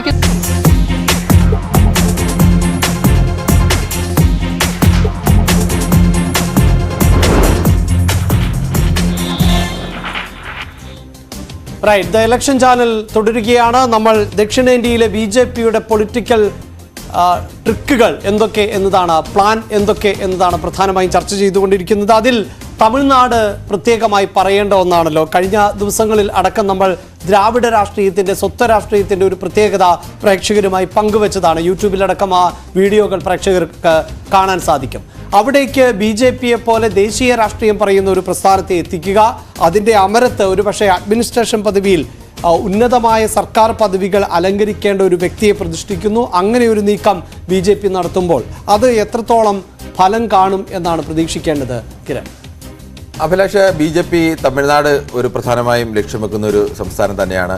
ഒരുപക്ഷെ നമുക്ക് കേരളത്തിന്റെ വിഷയത്തിൽ നമ്മൾ ഇങ്ങനെയൊക്കെ പറയുമ്പോഴും കേരളത്തിലൊക്കെ അവർക്ക് പരിമിതിയെക്കുറിച്ച് BJPക്ക് നല്ല ബോധ്യമുണ്ട്. പക്ഷെ തമിഴ്നാടിനെ സംബന്ധിച്ച് അങ്ങനെയല്ല. തമിഴ്നാടിന്റെ ഈ ദ്രാവിഡ രാഷ്ട്രീയത്തിന്റെ ഒരു സ്വഭാവം എന്ന് പറയുന്നത് ഈ ഒരു ടോട്ടൽ ഹൈന്ദവ വികാരത്തിനൊക്കെ എതിരാണെങ്കിൽ പോലും ഈ മഹാഭൂരിപക്ഷം പേരും ഹിന്ദുക്കളായി നിൽക്കുന്ന ഒരു സ്ഥലത്ത് ഹിന്ദു ആചാരങ്ങൾക്ക്, വിശ്വാസങ്ങൾക്ക് ഒക്കെ വലിയ പ്രാധാന്യമുള്ള ഒരു സ്ഥലത്ത് ഒരു ഘട്ടം കഴിഞ്ഞു കഴിഞ്ഞാൽ ഈ ദ്രാവിഡ രാഷ്ട്രീയത്തിന്റെ ഒരു വേലി പൊളിച്ചു കഴിഞ്ഞാൽ കടന്നു കയറാൻ കഴിയുന്ന ഒരു സ്ഥലം കൂടിയാണ്. ഹിന്ദുത്വത്തിലേക്ക് കടക്കാൻ കഴിയുന്ന ഒരു സ്ഥലമാണ്. ബംഗാളിൽ എങ്ങനെയാണോ, ബംഗാളിൽ വലിയ വേലികളൊക്കെ ഉണ്ടായിരുന്ന സ്ഥലത്തൊക്കെ കടന്നു കയറാൻ ശ്രമിച്ചത്. പിന്നീട് മമതയ്ക്ക് അതിനെ ബുദ്ധിപരമായ മമത അതിന്റെ അപകടം തിരിച്ചറിഞ്ഞുകൊണ്ട് പ്രതിരോധിക്കുന്നത് കൊണ്ട് ഇപ്പോൾ പ്രതിരോധിച്ച് നിൽക്കാൻ കഴിയും. പക്ഷെ അങ്ങനെ കടന്നു കയറാൻ കഴിയുന്ന ഒരു സ്ഥലമാണ്. അങ്ങനെയാണെങ്കിൽ പോലും ബംഗാൾ കഴിഞ്ഞ തവണ BJP വലിയ ലോക്സഭയിലൊക്കെ വലിയ സീറ്റ് നേടാനൊക്കെ അവർ കഴിഞ്ഞത് ആ തരത്തിലേക്കൊക്കെ 18 സീറ്റുകൾ എന്നൊക്കെ പറഞ്ഞാൽ ചെറിയ അളവല്ല. തമിഴ്നാടിനെ ആ തരത്തിലേക്ക് മാറ്റം വരുത്താൻ എങ്ങനെ കഴിയും എന്നുള്ളതിന്റെ വലിയ ശ്രമമാണ് അവർ നടത്തിക്കൊണ്ടിരിക്കുന്നത്. അത്തരത്തിലെ അതുകൊണ്ടാണ് അണ്ണാമലയെ പോലെ ഒരാളെ തമിഴ്നാട് BJP ഘടകത്തിന്റെ അധ്യക്ഷനായി വെക്കുന്നു. അദ്ദേഹത്തിനെ പോലെ ഒരാളിന് തമിഴ്നാട് ജനതയെ സ്വാധീനിക്കാനുള്ള ഒരു ശേഷി ഇതുവരെ കണ്ട രാഷ്ട്രീയ നേതാക്കളിൽ നിന്ന് വ്യത്യസ്തനായ ഒരാൾ, അല്ലെങ്കിൽ ഇപ്പോഴും നേരത്തെയൊക്കെ പറഞ്ഞതുപോലെ ശശി തരൂരിന് കിട്ടുന്ന ഒരു സ്വീകാര്യത ഉണ്ടല്ലോ, അത്തരം ഒരു സ്വീകാര്യതയിലൂടെ എങ്ങനെ മറ്റ് പൊതു രാഷ്ട്രീയക്കാരുടെ നിലപാടിൽ വന്നാൽ ദ്രാവിഡ രാഷ്ട്രീയത്തിനൊപ്പം നിൽക്കുന്നവരെ മറിച്ചെടുക്കാനൊക്കെ കഴിയും.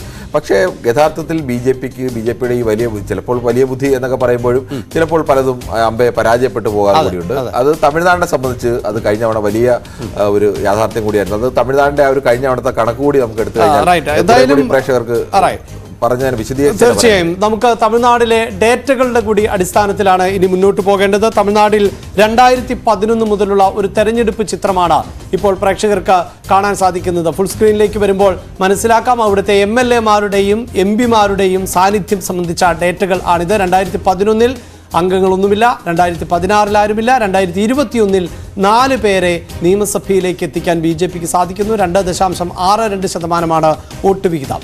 അതേസമയം MP-മാരാകട്ടെ 2009 അക്കൗണ്ടില്ല. 2014 ആണ് ഒരു അംഗത്തെ 5.5% വോട്ട്. 2019 എത്തുമ്പോൾ വീണ്ടും അക്കൗണ്ട് നഷ്ടമാകുന്ന ഒരു സാഹചര്യം. കിരൺ, അഭിലാഷ്, ഇതാണ് ഏറ്റവും പ്രധാനം. BJP ആദ്യഘട്ടത്തിലൊക്കെ അവിടെ എല്ലാ സീറ്റുകളിലും ലോക്സഭയിലേക്കും നിയമസഭയിലേക്കും ഒക്കെ മത്സരിക്കാൻ ശ്രമിച്ചു. തമിഴ്നാട് എന്ന് പറഞ്ഞാൽ നമുക്കറിയാം കേരളത്തെ പോലെ തന്നെയാണ് അതിവിശാലമായ മുന്നണികളൊക്കെ രൂപീകരിച്ച് മത്സരിക്കുന്ന ഒരു സ്ഥലമാണ്. അവിടുത്തെ നിയമസഭാ തെരഞ്ഞെടുപ്പുകളിലൊക്കെ ഒരു മുന്നണിയുടെ DMK മുന്നണിയെ നോക്കിക്കഴിഞ്ഞാൽ DMKയും ADMKയും നായകരായി ഒരു സ്ഥലത്തേക്കും അവർക്കൊപ്പം ചേരുന്ന പാർട്ടികൾ നിരവധി പാർട്ടികളായിരിക്കും. ഒരു സീറ്റിൽ മത്സരിക്കുന്ന 10-15 ഒക്കെ കണക്കുകളൊക്കെ കാണും ചിലപ്പോഴൊക്കെ മത്സരിക്കുന്നത്. അവരെല്ലാവരെയും കൂട്ടിയോജിപ്പിച്ചൊക്കെ മത്സരിക്കുന്ന ഒരു സ്ഥലമാണ്. കേരളത്തിലെ പോലെ സ്ഥിരമായി ഒരു മുന്നണി ഒരു സ്ഥലത്ത് എന്നുള്ള മട്ടിലൊന്നുമല്ല. പലപ്പോഴും മുന്നണികൾ അങ്ങോട്ടും ഇങ്ങോട്ടും ഒക്കെ മാറി ഈ DMKയും ADMKയും മാത്രമാണ് 2 മുന്നണിയിൽ സ്ഥിരമായി ഉള്ളത്. മറ്റു പാർട്ടികളൊക്കെ തിരിഞ്ഞും മറിഞ്ഞും ഒക്കെ നിന്ന് മത്സരിക്കുന്ന ഒരു സ്ഥലമാണ്. കഴിഞ്ഞ തവണ ഒരു വലിയ രാഷ്ട്രീയ പരീക്ഷണത്തിന് BJP മുതിർന്നത് തമിഴ്നാട്ടിൽ ദ്രാവിഡ രാഷ്ട്രീയത്തിന്റെ ഒരു പാർട്ടിയുമായി ചേരുക. ദ്രാവിഡ രാഷ്ട്രീയത്തിൽ ഒരു പാർട്ടിയുമായി ചേർന്ന് കഴിഞ്ഞാൽ പതിയെ തമിഴ് ജനതയ്ക്കിടയിലേക്ക് കടന്നു കയറാൻ ഒരു സ്വീകാര്യത ഉണ്ടാക്കാൻ കഴിയും. അതിന്റെ ഫലമായിട്ട് അവർ എന്താ ചെയ്തത്, അവർ ഏറ്റവും തിരഞ്ഞെടുക്കാൻ കഴിയുന്ന ദ്രാവിഡ രാഷ്ട്രീയത്തിന് ഏറ്റവും യോജിക്കാൻ വിജയിക്കാൻ കഴിഞ്ഞൊരു പാർട്ടി AIADMK ആണ്. ജയലളിതയുമായിട്ടുള്ള ബന്ധവും എല്ലാം ഉപയോഗിച്ചുകൊണ്ട് ജയലളിതയുമായി BJP ഒരു സഖ്യമുണ്ടാക്കുന്നു. ആ തരത്തിലേക്കുള്ള ജയലളിതയുടെ ഭരണകാലത്ത് അത്തരത്തിലേക്ക് കേന്ദ്രത്തിലും ജയലളിത കണ്ടത് എല്ലാ കാലത്തും തമിഴ് രാഷ്ട്രീയം അങ്ങനെയൊക്കെ തന്നെയായിരുന്നു. DMK ആയാലും കരുണാനിധി NDAയുടെ ഭാഗമായിരുന്നു, UPAയുടെ ഭാഗമായിരുന്നു. കേന്ദ്രത്തിൽ നിന്നുള്ള വിഹിതങ്ങൾ വാങ്ങിയെടുക്കാൻ വേണ്ടി അത്തരം രാഷ്ട്രീയ നീക്കങ്ങളൊക്കെ നടത്തിയിട്ടുള്ള ആളുകൾ തന്നെയാണ്. പക്ഷേ ഇപ്പോൾ എന്തായാലും അതിശക്തമായ വിമർശനമാണ്. ഇപ്പോൾ അതിശക്ത ഇപ്പോഴത്തെ രാഷ്ട്രീയത്തിൽ കറണ്ട് പൊളിറ്റിക്സിൽ അവിടെ തമിഴ്നാട്ടിൽ നിൽക്കണമെങ്കിൽ സ്വാഭാവികമായ സ്റ്റാലിനെ സംബന്ധിച്ച് അത്തരമൊരു രാഷ്ട്രീയം സ്വീകാര്യത എടുക്കേണ്ടതുണ്ട്. ഈ അപകടം തന്നെയാണ് സ്റ്റാലിനും തിരിച്ചറിയുന്നത്. ഇവിടേക്ക് BJP കടന്നു കയറിയാൽ, ദ്രാവിഡ രാഷ്ട്രീയത്തിലേക്ക് BJP കടന്നു കയറിയാൽ ദ്രാവിഡ രാഷ്ട്രീയത്തിന്റെ അസ്തിത്വം നഷ്ടപ്പെട്ടു പോയി കഴിഞ്ഞാൽ അവിടേക്ക് BJP ഹൈന്ദവ രാഷ്ട്രീയം വളരാൻ സാധ്യതയുണ്ട്. അതുകൊണ്ട് തന്നെയാണ് പ്രാദേശിക പാർട്ടികൾക്ക് ഇടമില്ലാതാവും. എല്ലാ സ്ഥലത്തും BJP ശക്തമായി വളർന്നു കഴിഞ്ഞാൽ പിന്നീട് പ്രാദേശിക പാർട്ടികൾക്ക് ഇടമില്ല. മഹാരാഷ്ട്രയിലൊക്കെ ആയാലും അറിയാം, ക്രമേണ BJP ഒന്നാമത്തെ പാർട്ടിയാകുകയും മറ്റു പാർട്ടികൾ ചുരുങ്ങി വരികയും ഒക്കെ ചെയ്യുന്ന അവസ്ഥയുണ്ടാവും. അവിടെ AIADMK കഴിഞ്ഞ തവണ സഖ്യത്തിലേക്ക് എടുക്കുമ്പോൾ അതിന് മുമ്പിൽ തവണ AIADMK 2014 AIADMKക്ക് ഈ 39 സീറ്റുകൾ 37 സീറ്റ് നേടിയ പാർട്ടിയാണെന്ന് ആലോചിക്കണം. അവിടെ AIADMKയുടെ ഒരു അപ്രമാദിത്വം ഉണ്ടായിരുന്നു. അത്തരത്തിൽ മെജോറിറ്റി എന്നൊന്നും പറഞ്ഞാൽ പറ്റത്തില്ല. തമിഴ്നാട് എന്നാൽ ജയലളിതയാണ് എന്ന മട്ടിൽ നിന്നൊരു സ്ഥലത്താണ് അങ്ങനെ ഒരു പാർട്ടിയുമായിട്ടാണ് ഇവർ ചേർന്നത്. പക്ഷേ തമിഴ് രാഷ്ട്രീയത്തിന്റെ ഒരു പ്രത്യേകത, ചിലപ്പോൾ ഈ സിനിമയുമായി ബന്ധപ്പെട്ട രാഷ്ട്രീയം എന്ന് പറയുന്ന പോലെ ഒരേ ചേരുവയൊക്കെ ഇട്ടാൽ ചിലപ്പോൾ ബോക്സ് ഓഫീസിൽ മെഗാ ഹിറ്റാവും, ചിലപ്പോൾ 8 നിലയിൽ പൊട്ടുകയും ചെയ്യും. കഴിഞ്ഞ തവണ അതാണ് സംഭവിച്ചത്. കഴിഞ്ഞ തവണ 2019 ആ കണക്കുകൾ കൂടി ഒന്ന് കണ്ടാൽ വളരെ കൃത്യമായി തന്നെ മനസ്സിലാവും. 2019 എത്തുമ്പോഴേക്കും 37 സീറ്റ് കിട്ടിയ AIADMK ഒറ്റ സീറ്റിലേക്ക് ഒതുങ്ങേണ്ടി വരുന്ന ഒരേ ഒരു സീറ്റ് മാത്രമാണ് ലഭിച്ചത്. DMK സംബന്ധിച്ചാണെങ്കിൽ DMK കഴിഞ്ഞ തവണ 24 സീറ്റുകൾ നേടി. DMKയ്ക്ക് ഒപ്പം നിന്ന കോൺഗ്രസിന് ലാഭമുണ്ടായി 8 സീറ്റുകൾ നേടി. CPM-ഉം CPI-യും 2 സീറ്റുകൾ വീതം നേടി. ലീഗിനും ഒരു സീറ്റിലൊക്കെ ലഭിച്ചു. ആകെ ഇന്ത്യയിൽ പരിശോധിച്ചു കഴിഞ്ഞാൽ BJP-യുമായി സഖ്യത്തിലേർപ്പെട്ട ഒരു രാഷ്ട്രീയ പാർട്ടി കൊണ്ട് ആ പാർട്ടിക്കും BJP-ക്കും കനത്ത നഷ്ടമുണ്ടായത് തമിഴ്നാട്ടിൽ ആണ്. അവിടെ AIADMK സഖ്യം കൊണ്ട് BJP-ക്കും ലാഭമുണ്ടായില്ല, AIADMK ലാഭം ഉണ്ടായില്ലെന്ന് മാത്രമല്ല രണ്ടുപേർക്കും കനത്ത തിരിച്ചടി നേടേണ്ടി വന്നു. പിന്നെ എനിക്കൊന്ന് സമാനമായ രീതിയിൽ പറയാവുന്ന ഒരു ഏക പാർട്ടി ശിരോമണി അകാലിദളാണ്. അവിടെ 11 സീറ്റുകൾ 2 സീറ്റിൽ മാത്രമാണ് ശിരോമണി അകാലിദളിന് പിടിച്ചെടുക്കാൻ കഴിഞ്ഞത്. പക്ഷെ അവിടെയും അപ്പോഴും മുന്നണിക്ക് ഒരു പരിധിയൊക്കെ പിടിച്ചെടുക്കാൻ കഴിഞ്ഞു. പക്ഷേ തമിഴ്നാട്ടിൽ BJP, അതുകൊണ്ട് തന്നെയാണ് BJP ബന്ധം ഇത്തവണ മുറിക്കാൻ AIADMK തയ്യാറായത്. AIADMK പറഞ്ഞത് നിങ്ങളുമായി ബന്ധത്തിലുള്ളതിന് മുമ്പ് ഞങ്ങൾക്ക് ഒറ്റയ്ക്ക് വോട്ട് ചോദിക്കുന്ന അത്ര വോട്ട് പോലും കിട്ടാത്ത അവസ്ഥയാണ്. പക്ഷേ ഇപ്പോൾ BJP മറ്റു നീക്കം കൂടി നടത്തുന്നുണ്ട്. പനീർസെൽവം ഒക്കെ ഇപ്പോൾ AIADMKയിലെ അധികാര തർക്കം കാരണം BJP-യുമായി അടുക്കാനുള്ള ചില ശ്രമങ്ങളൊക്കെ നടത്തുന്നുണ്ട്. ചിലപ്പോൾ BJP അത്തരത്തിലേക്ക് പനീർസെൽവത്തെ പോലെ ഒരു നേതാവിനെയൊക്കെ കൂടെ കൊണ്ടുവരാനുള്ള ശ്രമം ചിലപ്പോൾ നടത്താനുള്ള സാധ്യതയും നമുക്ക് നിലവിൽ തള്ളിക്കളയാൻ കഴിയില്ല. എന്തായാലും തമിഴ്നാട്ടിന്റെ അവസ്ഥയിൽ AIADMKയ്ക്കൊപ്പം ചേർന്നാലും ഒറ്റയ്ക്ക് നിന്നാലും അല്ലെങ്കിൽ പനീർസെൽവത്തെ കൊണ്ടുവന്നാലും എല്ലാം ഇപ്പോൾ DMK സംബന്ധിച്ച് അവിടെ ഒരു അപ്രമാദിത്വമോ അല്ലെങ്കിൽ അത്തരത്തിലേക്ക് ഒരു സ്വാധീനമോ ഒക്കെ അവിടെയുണ്ട്. പക്ഷെ അപ്പോഴും BJP ഇത്തരം ശ്രമങ്ങൾ എന്തായാലും അണ്ണാമലൈ ഒരു ക്രൗഡ് പുള്ളറായി അവിടെ നിൽക്കുന്നു എന്നതൊരു വസ്തുത തന്നെയാണ്. അതോടൊപ്പം തന്നെയാണ് നമുക്ക് പാർലമെന്റിലെ ചെങ്കോൽ, അതിനെ പരാമർശിച്ചു പോകാതെ വയ്യ. അത്തരം സാഹചര്യങ്ങൾ അത് തന്നെയാണ്. ചെങ്കോൽ മാത്രമല്ല, പാർലമെന്റിലേക്ക് ചെങ്കോൽ കൊണ്ടുവരുന്നു. ചെങ്കോല് ഇന്ത്യൻ ജനാധിപത്യത്തിൽ ഏതെങ്കിലും പ്രാധാന്യമുള്ള ഒന്നേ അല്ല. അത് അങ്ങനെ ഒരു അടയാളമാക്കി മാറ്റുന്നു. അവിടേക്ക് ആത്മീയ ആചാര്യന്മാരെ എത്തിക്കുന്നു. അതിനിടയിലാണ് ഈ സനാതന ധർമ്മം പോലെയുള്ള ചില വാവിട്ട വാക്കുകൾ DMK-യിൽ നിന്ന് ലഭിക്കുകയും DMK-ക്ക് അഭിലാഷ് സനാതന ധർമ്മം പറഞ്ഞത് DMK-ക്ക് ദ്രാവിഡ രാഷ്ട്രീയത്തിൽ ഗുണമാണ്. പക്ഷേ ആയുധമാക്കാൻ BJP-ക്ക് സാധിക്കുന്നു. അവിടേക്ക് ചെങ്കോൽ കൊണ്ടുവരുന്നു. അവിടെ ചെസ് ഒളിമ്പ്യാഡ് നടന്നപ്പോൾ തമിഴ്നാട്ടിലേക്ക് ചെസ് ഒളിമ്പ്യാഡ് വരുമ്പോൾ അവിടെ ചൈനീസ് ഭരണാധികാരി ഷീ ജിൻപിങ് വരുമ്പോൾ മഹാബലിപുരത്ത് വെച്ചാണ് സ്വീകരിക്കുന്നത്. മഹാബലിപുരത്തെ ഒരു വലിയ സംഭവമാക്കി അവർ മാറ്റുന്നു. അതോടൊപ്പം തന്നെ മോദി വീണ്ടും തമിഴ്നാട്ടിലേക്ക് നിരന്തരമായ സന്ദർശനത്തിന് പോകുന്നു.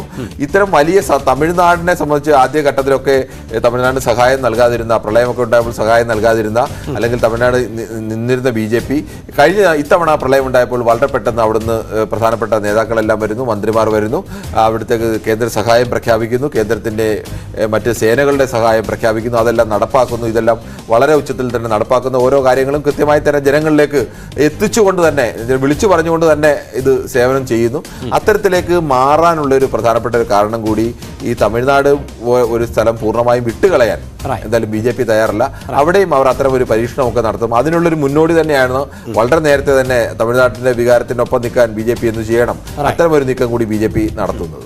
എന്തായാലും ശക്തരായ നേതാക്കളെ അണിനിരത്തിയാണ് തമിഴ്നാട്ടിൽ പോരിന് തയ്യാറെടുക്കുന്നത് എങ്കിൽ കർണാടകം ദക്ഷിണേന്ത്യൻ സംസ്ഥാനങ്ങളിൽ BJPക്ക് അധികാരം നേടാൻ സാധിച്ചിട്ടുള്ള ഒരു സംസ്ഥാനം കൂടിയാണ്. അവിടുത്തെ ഡേറ്റകളാണ് വളരെ പെട്ടെന്ന് പ്രേക്ഷകർക്ക് ഫുൾ സ്ക്രീനിലേക്ക് പോയാൽ ഡേറ്റകൾ മനസ്സിലാക്കാൻ സാധിക്കും. 2004 മുതൽ ഉള്ള MLA-മാരുടെ അംഗബലം പരിശോധിച്ചാൽ വളരെ കൃത്യമായി BJPക്ക് സ്വാധീനം ചെലുത്താനും വോട്ട് വിഹിതം നേടാനും ഒക്കെ സാധിച്ചിട്ടുണ്ട്. അവിടെ 19% മുതൽ 36% വരെ അല്ലെങ്കിൽ 36%-ന് മുകളിലേക്കൊക്കെ വോട്ട് നില നേടാൻ MLA-മാരുടെ കാര്യത്തിൽ സാധിച്ചിട്ടുണ്ട് എന്നതാണ്. ഇനി MP-മാരുടെ ഡേറ്റകൾ കൂടി നമുക്ക് പരിശോധിക്കാം. അവിടെ 2004 മുതൽ ഉള്ള MP-മാരുടെ ഡേറ്റകൾ ഉൾപ്പെടെ പരിശോധിച്ചാലും വളരെ കൃത്യമായി MP-മാരെ അതിൽ ഏറ്റവും എടുത്തു പറയേണ്ടത് കഴിഞ്ഞ 2019 ലോക്സഭാ തെരഞ്ഞെടുപ്പിൽ ദക്ഷിണേന്ത്യയിലെ 30 സീറ്റുകളിൽ 25 സീറ്റുകളും കർണാടകത്തിൽ നിന്നാണ് എന്ന് നമ്മൾ നേരത്തെ സൂചിപ്പിച്ചു കഴിഞ്ഞിരിക്കുന്നു. 51% വോട്ട് ദക്ഷിണേന്ത്യയിൽ ഒരു പക്ഷേ ഏറ്റവും കൂടുതൽ വോട്ട് സ്വാധീനം നേടിയ സംസ്ഥാനം. അഭിലാഷ്, അത് തന്നെയാണ് നിയമസഭാ തെരഞ്ഞെടുപ്പിൽ കർണാടകയിൽ ഭരണം മാറുമ്പോഴും ലോക്സഭാ തെരഞ്ഞെടുപ്പിൽ കർണാടകയിൽ ഭരണം മാറുന്നില്ല എന്ന് കണക്കാക്കേണ്ടി വരും. 28 സീറ്റുകളിൽ 2004 18 സീറ്റ്, 2009 19 സീറ്റ്, 2014 17 സീറ്റ്, 2019 25 സീറ്റ്. ലോക്സഭയിലേക്ക് വരുമ്പോൾ ഇപ്പോഴും BJP ഏറ്റവും കൂടുതൽ പ്രതീക്ഷ കൽപ്പിക്കുന്ന ദക്ഷിണേന്ത്യൻ സംസ്ഥാനം കർണാടക തന്നെയാണ്. കർണാടകയിൽ കോൺഗ്രസിനാണ് ഇപ്പോൾ ഭരണമെങ്കിലും BJPയെ സംബന്ധിച്ചിടത്തോളം വലിയ പ്രതീക്ഷ ഇപ്പോഴും കർണാടകയിൽ വെക്കുന്നുണ്ട്.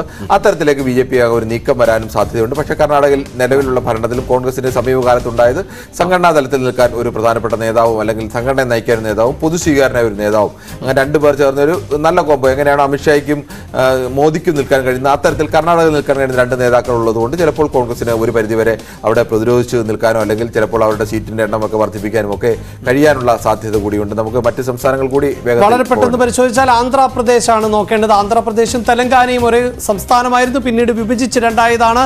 ആന്ധ്രാപ്രദേശിന്റെ നില പരിശോധിച്ചാലും MLA-മാരുടെ എണ്ണത്തിൽ 2019 എത്തുമ്പോൾ 0 ആണ് എങ്കിൽ ലോക്സഭാ തെരഞ്ഞെടുപ്പിൽ 2019 0 ആയിരുന്നു. അടുത്തത് തെലങ്കാനയാണ്. ഈ തെലങ്കാന പരിശോധിച്ചാലും നമുക്ക് മനസ്സിലാക്കാൻ സാധിക്കുന്നത് കാര്യമായ നേട്ടമില്ല. ഈ രണ്ട് സംസ്ഥാനങ്ങളെ സംബന്ധിച്ചിടത്തോളം അവിടെ ഒരു പ്രതിപക്ഷ പാർട്ടി എന്ന് പോലും BJPക്ക് അവകാശപ്പെടാൻ പറ്റാത്ത സാഹചര്യമാണല്ലോ ഉള്ളത്.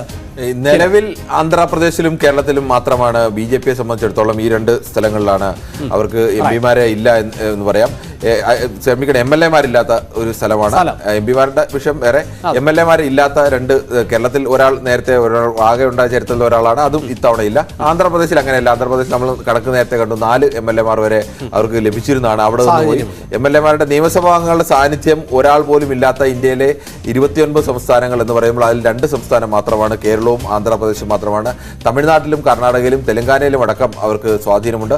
തെലങ്കാനയിൽ BJP ഇത്തവണയും മൂന്നാമത്തെ പ്രധാനപ്പെട്ട കക്ഷിയായി തന്നെ അല്ലെങ്കിൽ കോൺഗ്രസും അവിടെ BRS തമ്മിൽ മത്സരിക്കുമ്പോൾ BJPയും ഒരു ശക്തമായ സാന്നിധ്യമായി തന്നെ മത്സരിക്കുന്നു. തെലങ്കാന മേഖലയിൽ ആന്ധ്ര മേഖലയെ പോലെയല്ല, പരമ്പരാഗതമായി തന്നെ തെലങ്കാന മേഖലയിൽ കുറെ കൂടി BJPക്ക് സ്വാധീനമുള്ള മേഖലയാണ്.